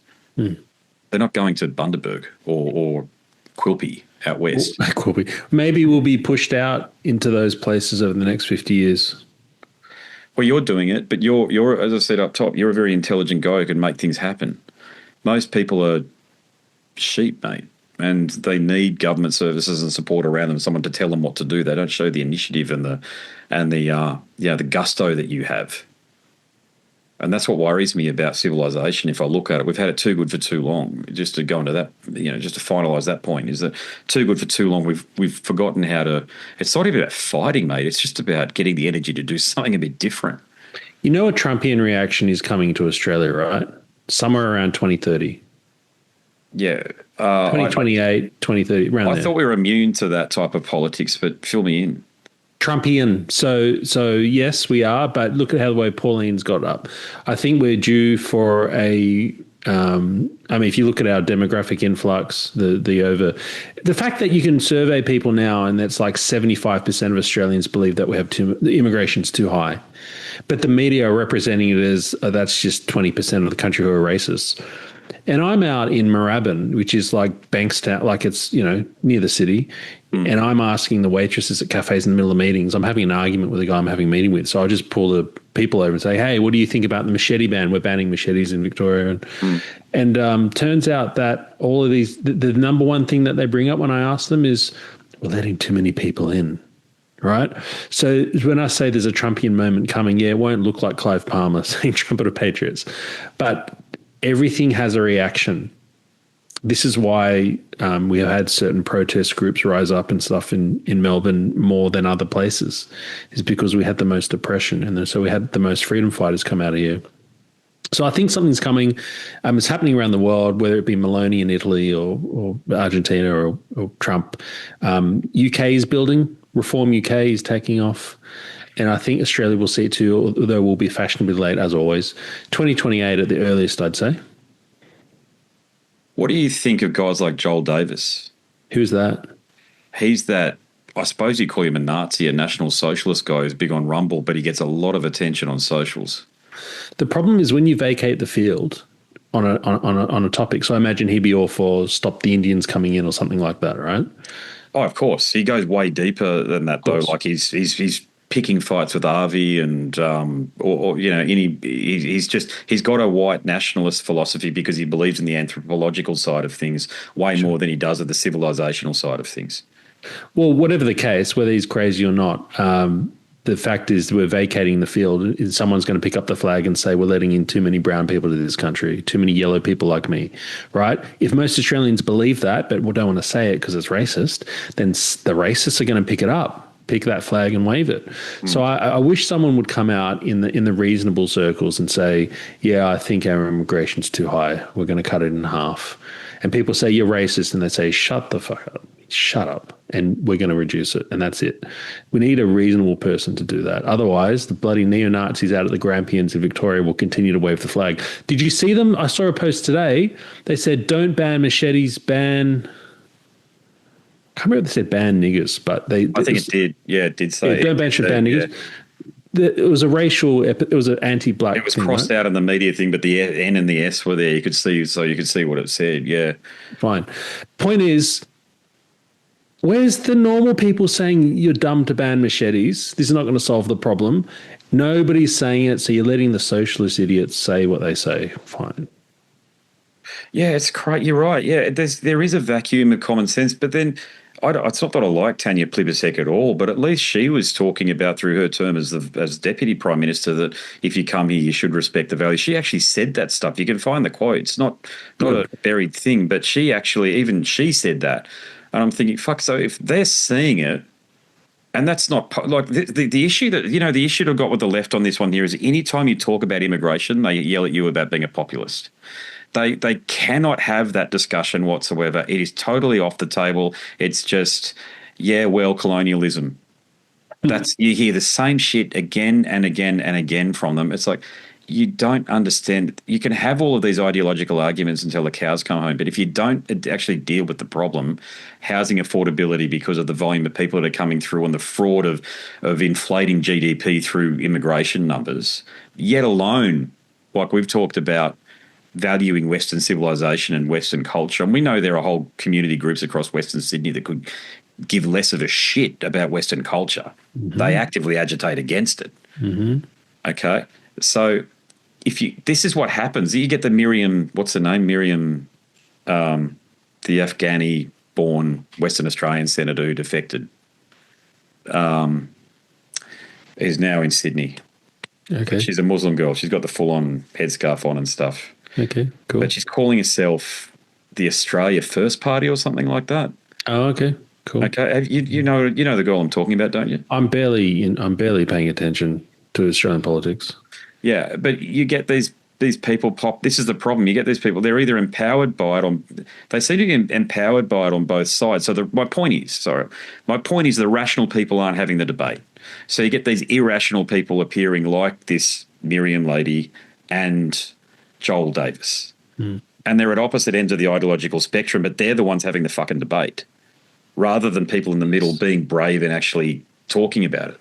And this is why I'm making this prediction, is because I'm not measuring them. I'm not measuring even good people. Like we have Maury Deeming down here, and she's with Kelly Jane. I don't know, whatever. She's pretty normal, but I'm not even measuring them because she's an outlier. I'm measuring the very, very common people of Australia. And if the polls, if they're correct about most Australians saying that we have too much immigration in this country, and if I'm correct that my anecdotal polls are also returning the same result, then there is a tidal wave coming that you can't hold back, because the extremes that you've talked about, they're going to be irrelevant. You're going to have too many Australians angry, and you're going to get that populist. So that was the swing in America, right? Trump didn't get the hardcore right wingers that we see. Oh, these are Trump supporters, go Christian red state driving their pickups.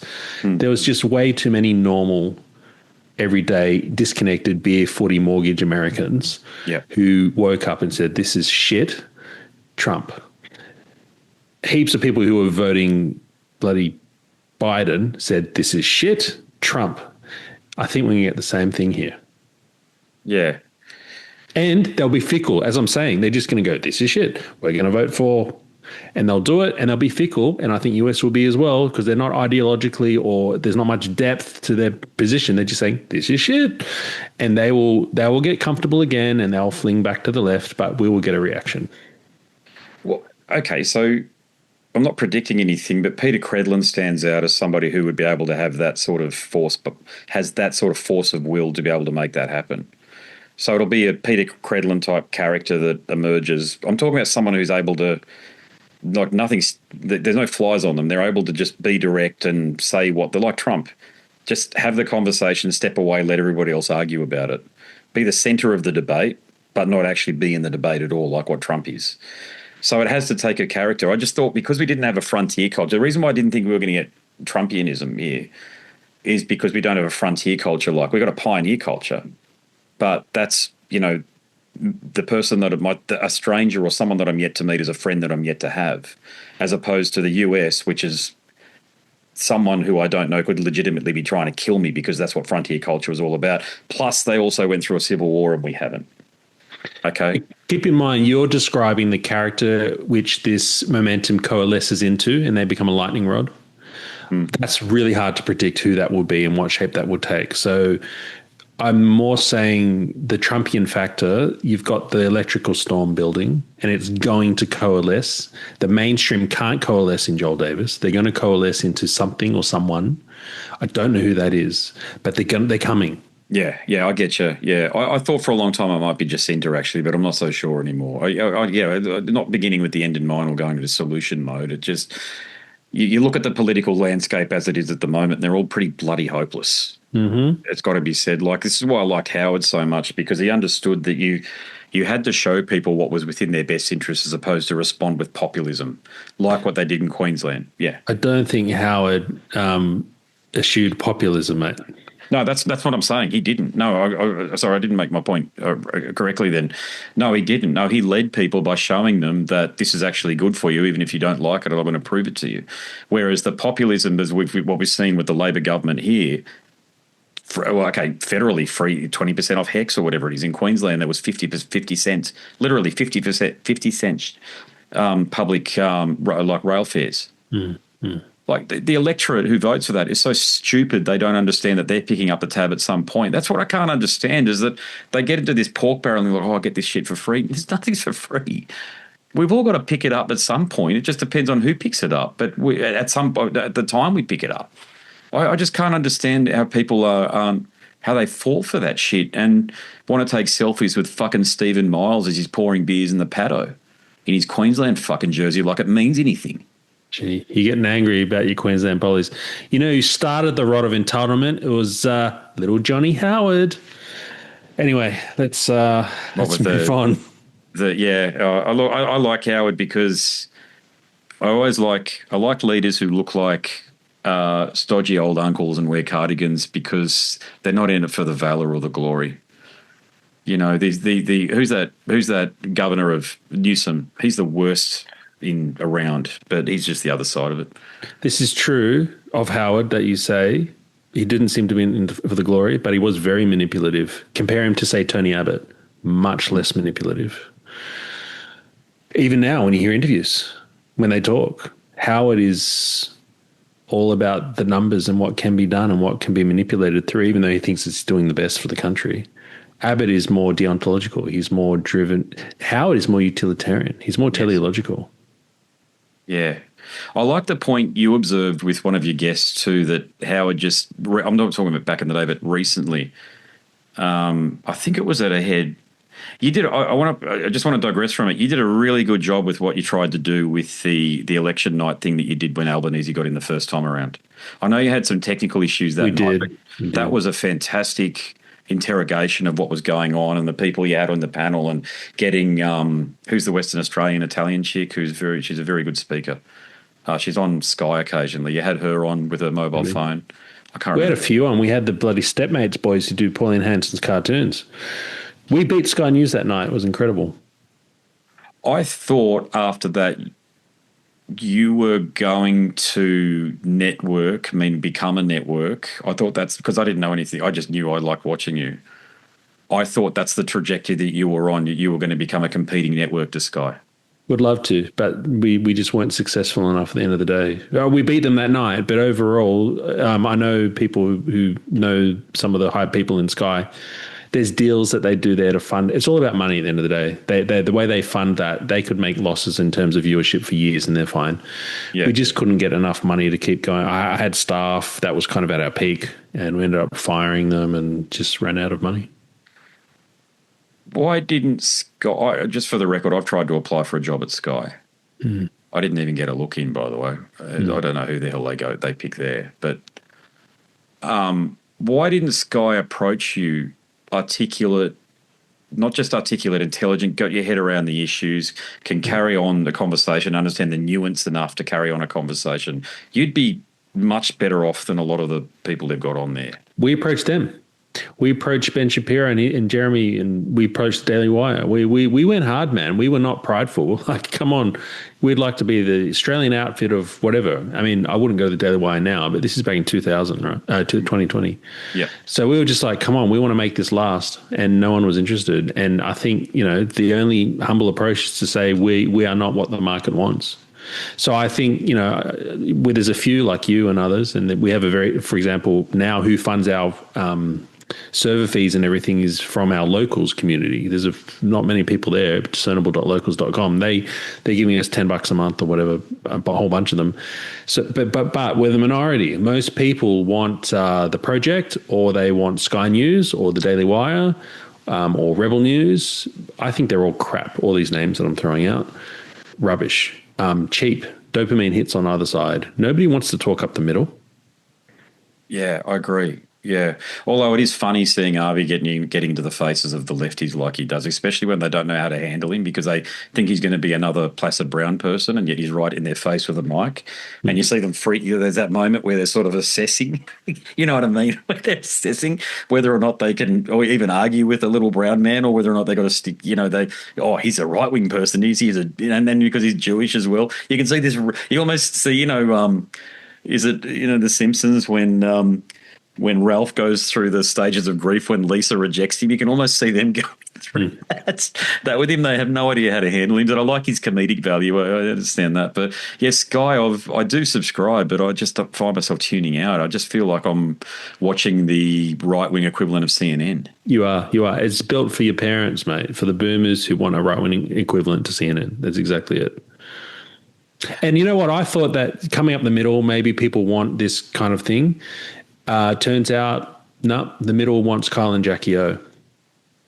It sounds a bit negative, but it's just really realistic at the end of the day. And so I've had to target a narrow audience now of people who are more aligned, more authentic, more listening, more probing, more willing to look in the mirror, more coherent. And that's just the sad reality, is that we are few. Now, the good news is, of course, every societal change has only needed a few to change it. Like, you look back in history and you think that everyone in the 1700 Enlightenment period was all like reading Shakespeare. No, they were like beer, footy and mortgage. Yeah. And there was just a few people that pushed society forward. And so I'm trying to focus on those people who will do that now. And I think that's viable. It's a viable option. History doesn't record the normies because they were always there. Yeah. It just records my type of people, good people who want to change the world, change the country. Do you think, I'm asking you a crystal ball gaze in some ways, but do you feel like as though you'll ever be reinvigorated enough to again to give it a red hot go? Because I think you'd be perfect when a Trumpian character reappears or appears here. I'm ready to go. Like, this is not through a lack of me not wanting to do it. Q&A needs a new host. Right. And then for some random reason, they call me up with my little following and they say, oh, you'd be good at it. Do you want to, you got to come up to Sydney every Friday to Ultimo? I'd be like, yep, I'll make it happen. Not because I need the money or the fame or whatever. All of that's nice, but I don't need that. It causes problems. But we've got to fix Q&A. We've got to do it. And if it's not Q&A, some other show. And I had a show called Better Than Q&A, which also failed. But we had a red hot go. So look, it has to be done. We've got to fix it. But will people actually support it? That's so far. This is really sad. But Australians are supporting Kyle and Jackie O and bloody Josh Zepps on the ABC. Garbage. And Abby Chatfield and Mia Freedman. Yes, and what's that called? The Daily Oz on Instagram. I don't know. Yeah, some of them are so toxic. I can't. I'm like, I have the same reaction you do about most movies with these so-called influencers and these people online. That's why you're such a breath of fresh air, because it's just I understand you've got a law degree and you're intelligent enough to know when to use that. I think in your conversation to the point where I don't even recognize when you're using it, but when I say this, you're a normal person too. I don't feel like as though you're trying to be anybody but you. Whereas all these other fucking lot, these mobs, like this Abby Chatfield thing, I do get a bit, I tell you what, I get despondent, not just because I'm a father of two daughters, but I get despondent that she's a symptom of our civilization. Mm-hmm. Okay, that somebody like that becomes an internet character or personality and that our Prime Minister thinks that she's the one that I picked whose show to go on. Really? It's like Kamala going on that Call Me Daddy podcast. Yeah. Same garbage. Yeah. I have a feeling Albo, though, knows a bit like the lefties are hopeless at long form. They don't do long form. They do scripted. They have a narrative. They stick with that. See, his mind is if your name ever did come up, they'd do that straight up because they know that you'd get to the bottom of something, and it'd make him look like a fool because he is a fool.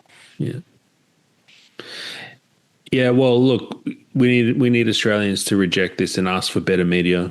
Really, that's the only way for this to work. We're pulling the wrong levers trying to get Albanese to come on Discernible. Forget about that. That's not going to happen. Yeah, but you're. I mean, you've got these guys who was a deputy secretary. Where's my notes here? Retired assistant secretary general of the United Nations, for God's sakes. On your show, that immediately means that you should be a candidate. If anybody savvy sees that, and given the sort of engagement numbers that you've got, well, send them my way. Send them my way. I feel sorry for the metalhead fans who now listening to us workshop my brand, but send. I'll interview anyone, mate. Well, I'm sick of interviewing liberal politicians. I had a couple contact me and I was like, no, I'm not interested. You're going to come on and say how liberal's great.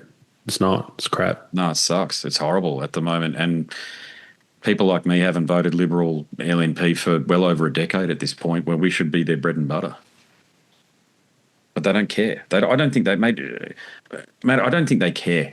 You know that? Honestly, I don't think they care. I think there's a few people in the Nationals who do care, and Jacinda. I think that they might care, but I don't think, and I'll give Angus his due, I think he does, but I don't think the others like Susan and stuff. I think Moira down your way does. I think she cares. But I think the rest of them are just career politicians. Because when you look at when you look at Susan Lay's resume, she was in the fucking tax office. What's the quote? Don't you know, the father says to his son, don't you know, my son, with how little wisdom the world is governed. I don't know why we're looking to politicians for our salvation. Honestly, we need to embrace the new. Like, have you read The Bitcoin Standard by Saifedean Ammous? No, I haven't. No. Is it Saifedean? Anyway, The Network State by Balaji Sri. Things are changing, man. Communities and states are forming outside traditional boundaries, and the government can't keep up. The reason why they're pushing censorship and stuff so hard is it could be a number of reasons, but on balance, it seems more likely that it's kind of the death throes of a state that's losing control of conversations. It's a reaction. And so I think what we're really entering into is a fragmented world with protocols and technologies like blockchain and others that enable transactions, that enable communications, that enable media sharing, community get-togethers. And in fact, something called the network state was this idea by Balaji that new nation states are being formed, but they don't have geographical boundaries. And once the money and information flow starts happening, then you're literally now a state. Although one of us is in New Zealand, one of us is in America, one of us is in Australia, we're bound by the network state more than we're bound by our state. And also the rise of basic criminality is huge. So I don't smoke, but have you noticed if you have smoker friends, they're not buying proper, Peter Jackson cigarettes. Yeah. They're buying Happy Mornings or whatever they're called. Every single tobacconist in this country, every convenience store has illegal cigarettes. It's just everywhere. Like people are just, it's the Laffer curve, the taxation Laffer curve. It's just too much. And people are opting out and getting more and more naughty. My wife, man, like good little girl, she's breaking the law. She's ready to break since COVID. It's just like, screw that. I'm not following that. I'm not following that. I'm not following that. I'm done. So many people are doing this. So I think it's actually crumbling. It doesn't mean we're going to end up in a libertarian utopia. It just means we're going to get this fragmentation. We're going to get a bunch of normies listening to Colin Jackie O saying, do the right thing, man. And then you're going to have a subculture of us who are building alternative parallel systems. Yeah. How self-supportive do you think they can be? Do you think those, for lack of a better description, I don't know, ecosystems or whatever, do you think that those virtual ecosystems can sustain themselves, or do they need to, like a Venn diagram, do they need to interact with the, like in other words, if I don't have to deal with someone who listens to Kyle and Jackie O, I'm good. I'm really good, as a matter of fact, because I'm not learning anything, and those people are generally the do as the government tells me what to do. That'd be the point that I'd make there. So do you think that the communities that you're talking about, do you think they'll ever get to a point where, a bit like what, because I suppose you're doing it in some ways, not completely, I'm just saying you're being self-sufficient, moving into that sort of environment, do you think there's going to be more opportunity for that? But you will deal with them though, Andrew. When you go to the coffee shop, some Kyle and Jackie O 25-year-old girl is going to serve you, And so you will deal with them because you're a human. You geographically live you're in Brisbane, right? So you live near New Farm or whatever. You're going to go to the local paleo cafe and you're going to see it. So the whole idea of something like the network state is a bigger principle at play, which is you've got a new culture that's rising up thanks to technological connection and ability to transfer funds and so on, and encrypted messaging and all this kind of stuff. You're able to create networks of communities, even if they're not defined communities. They're just a bunch of metalheads who want to trade strings, for the guitars. You end up with these fragmented and encrypted and disconnected communities, not connected into the grid of GST or whatever, marketplace, Amazon. And these communities exist and it interacts with the rest of the world. So when you talk about can these ecosystems exist, most people are angry at the system and they're trying to create an off-grid independent alternative. I don't believe in that. That would be nice, but we've seen with the prepper movement in the US, it's not possible to do unless you have an extremely strong cultural, religious background, because the only people I've seen who have been able to do it have been the Amish. Correct. Yep. Right. And the Mormons aren't quite as exclusionary. They very much interact with. Yep. We'll have a whole year or two where they go out into the real world and fornicate and drink and do all that stuff to get it out of their system too. The Amish, yes. Yeah. Yeah. So the Amish, we don't have that kind of cultural momentum here to support an off-grid type lifestyle. So basically, when you talk about independence and parallel institutions and so on, what you're really talking about is creating alternatives that exist within the whole. Now, this is really powerful for something like the network state, or what I'm talking about, a fast-moving, less regulated space. For example, if we trade some of our beef that we made today from Bessie, who we shot this morning, and we traded it with the honey guy up the road in Lilydale, the government doesn't need to know about that. But legally, a transaction took place, right? But no, he gave us $100 of honey, we gave him $100 of meat. This kind of thing is able to exist. It's not as simple as the cash economy when you pay cash for your Chinese food. This is turbocharged by technology where I don't think the state can stop it. I think, look, ChatGPT, you can point it at your balcony and you can say, what can I grow here? And it will tell you how to grow veggies in your garden. And then you can illegally grow veggies on your balcony in your unit. And then this technology will connect us with other people. I'll trade that with my neighbor. And we've got things like Facebook Marketplace. And how the hell is government going to keep up with this kind of innovation? I don't think that they can. How do you resolve disputes in those environments? So humans are fragile and they do the wrong thing because, they just do. Have you thought about how, in a trade-based economy like that, whether it be skills or services or products, if you can exist, I know you're not saying off-grid, but you can sort of exist enmeshed in the grid, but at the same time you can do these things that don't appear on the radar, how you'd resolve disputes? So we've always had, court systems. When I'm going to court in July, this plumber is suing me. Anyway, I don't think that is the question, in the sense that I don't think we can design a parallel system or a network state. I think it's emergent, and it's like evolution, right? It's going to be the survival of the fittest.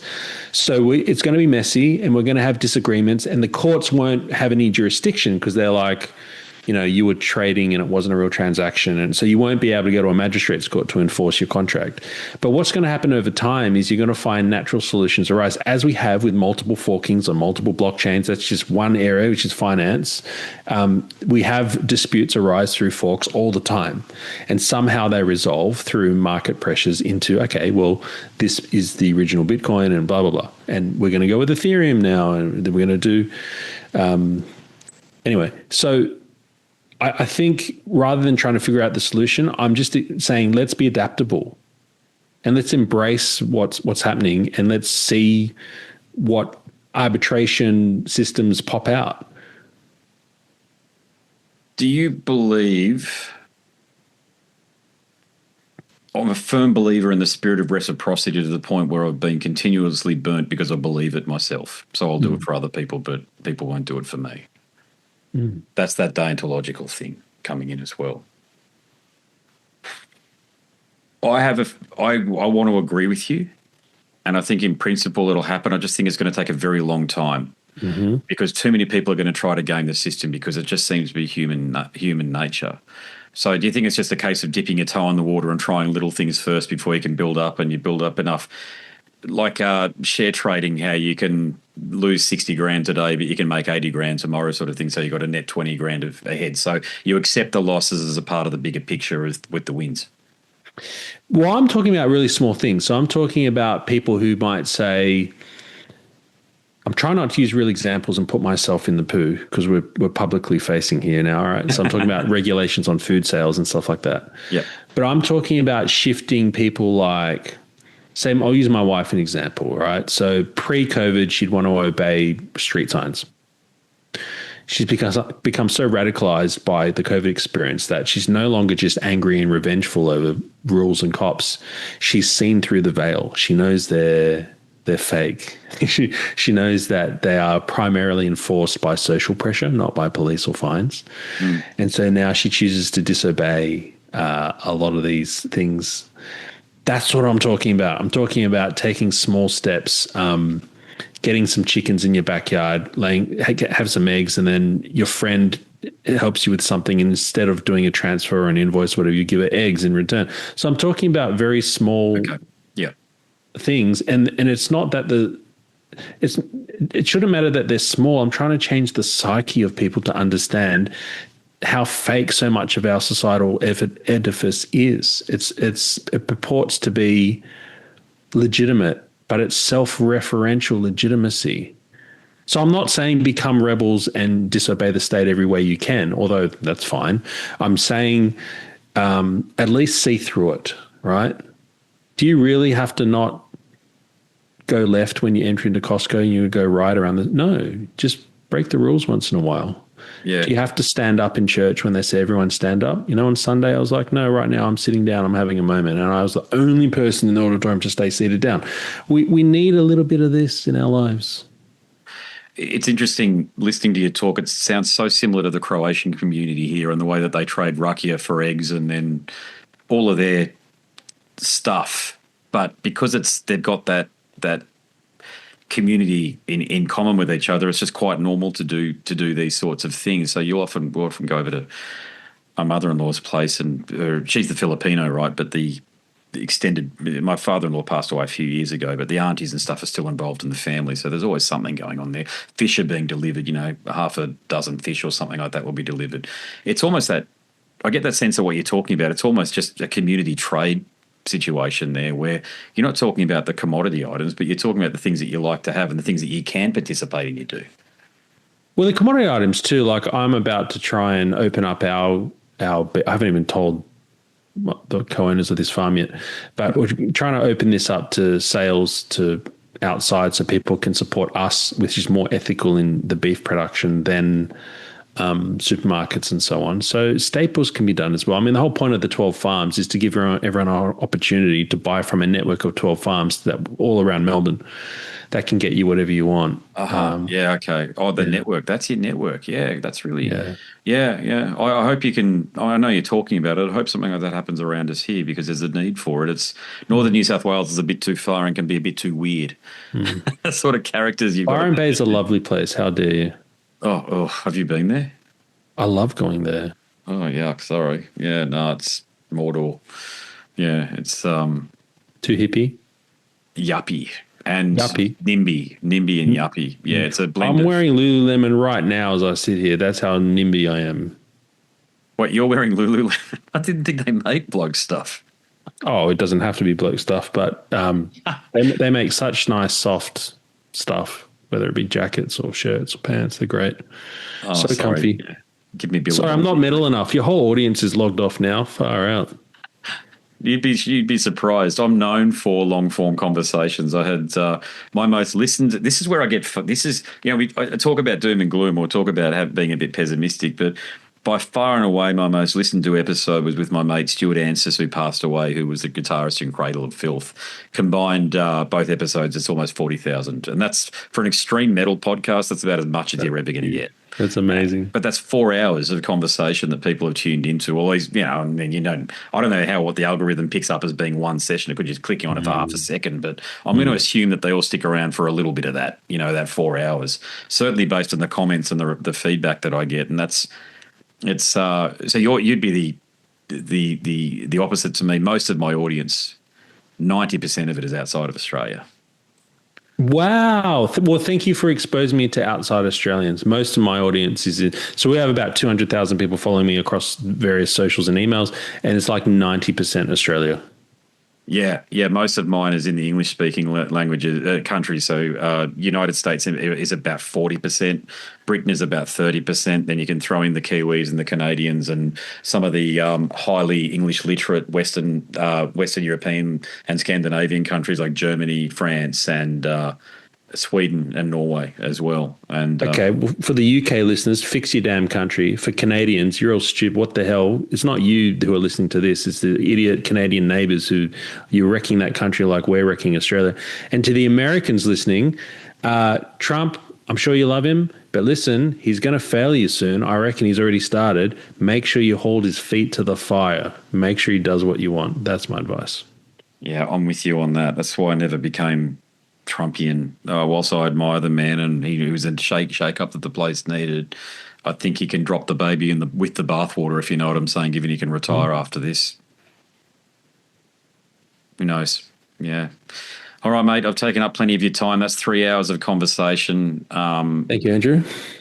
I thought if we get through half an hour, that'll be an accomplishment. But 3 hours, that's something else, mate. So it's magnificent. I really appreciate it, especially given you no doubt got a lot on your schedule. So if you're happy with everything, I'll just post away as it is uncut. Oh, the best. I love it. You did no, so you know, when I logged on to Zoom, everyone, there was none of this. Hey, how are you, Matt? Okay, so we're going to talk about this. Are you ready to hit record? It just recorded straight up and he was into it. So you're getting the real deal from this podcast. Well done for subscribing to it. Thank you for having me, Andrew.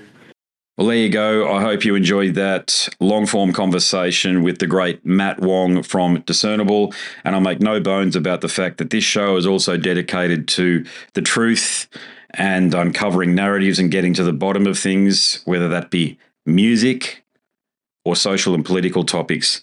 Now, if you are somebody invested in a very public way, so we've all got an opinion, but how are you sharing that opinion? If you've already got a platform and you'd like to have a chat with me for this show, please do hit me up. I'm always interested. All right, that's it from me. My name's Andrew Mackay Smith. I'm the host of Scars and Guitars. Until the next one, it's a goodbye for now.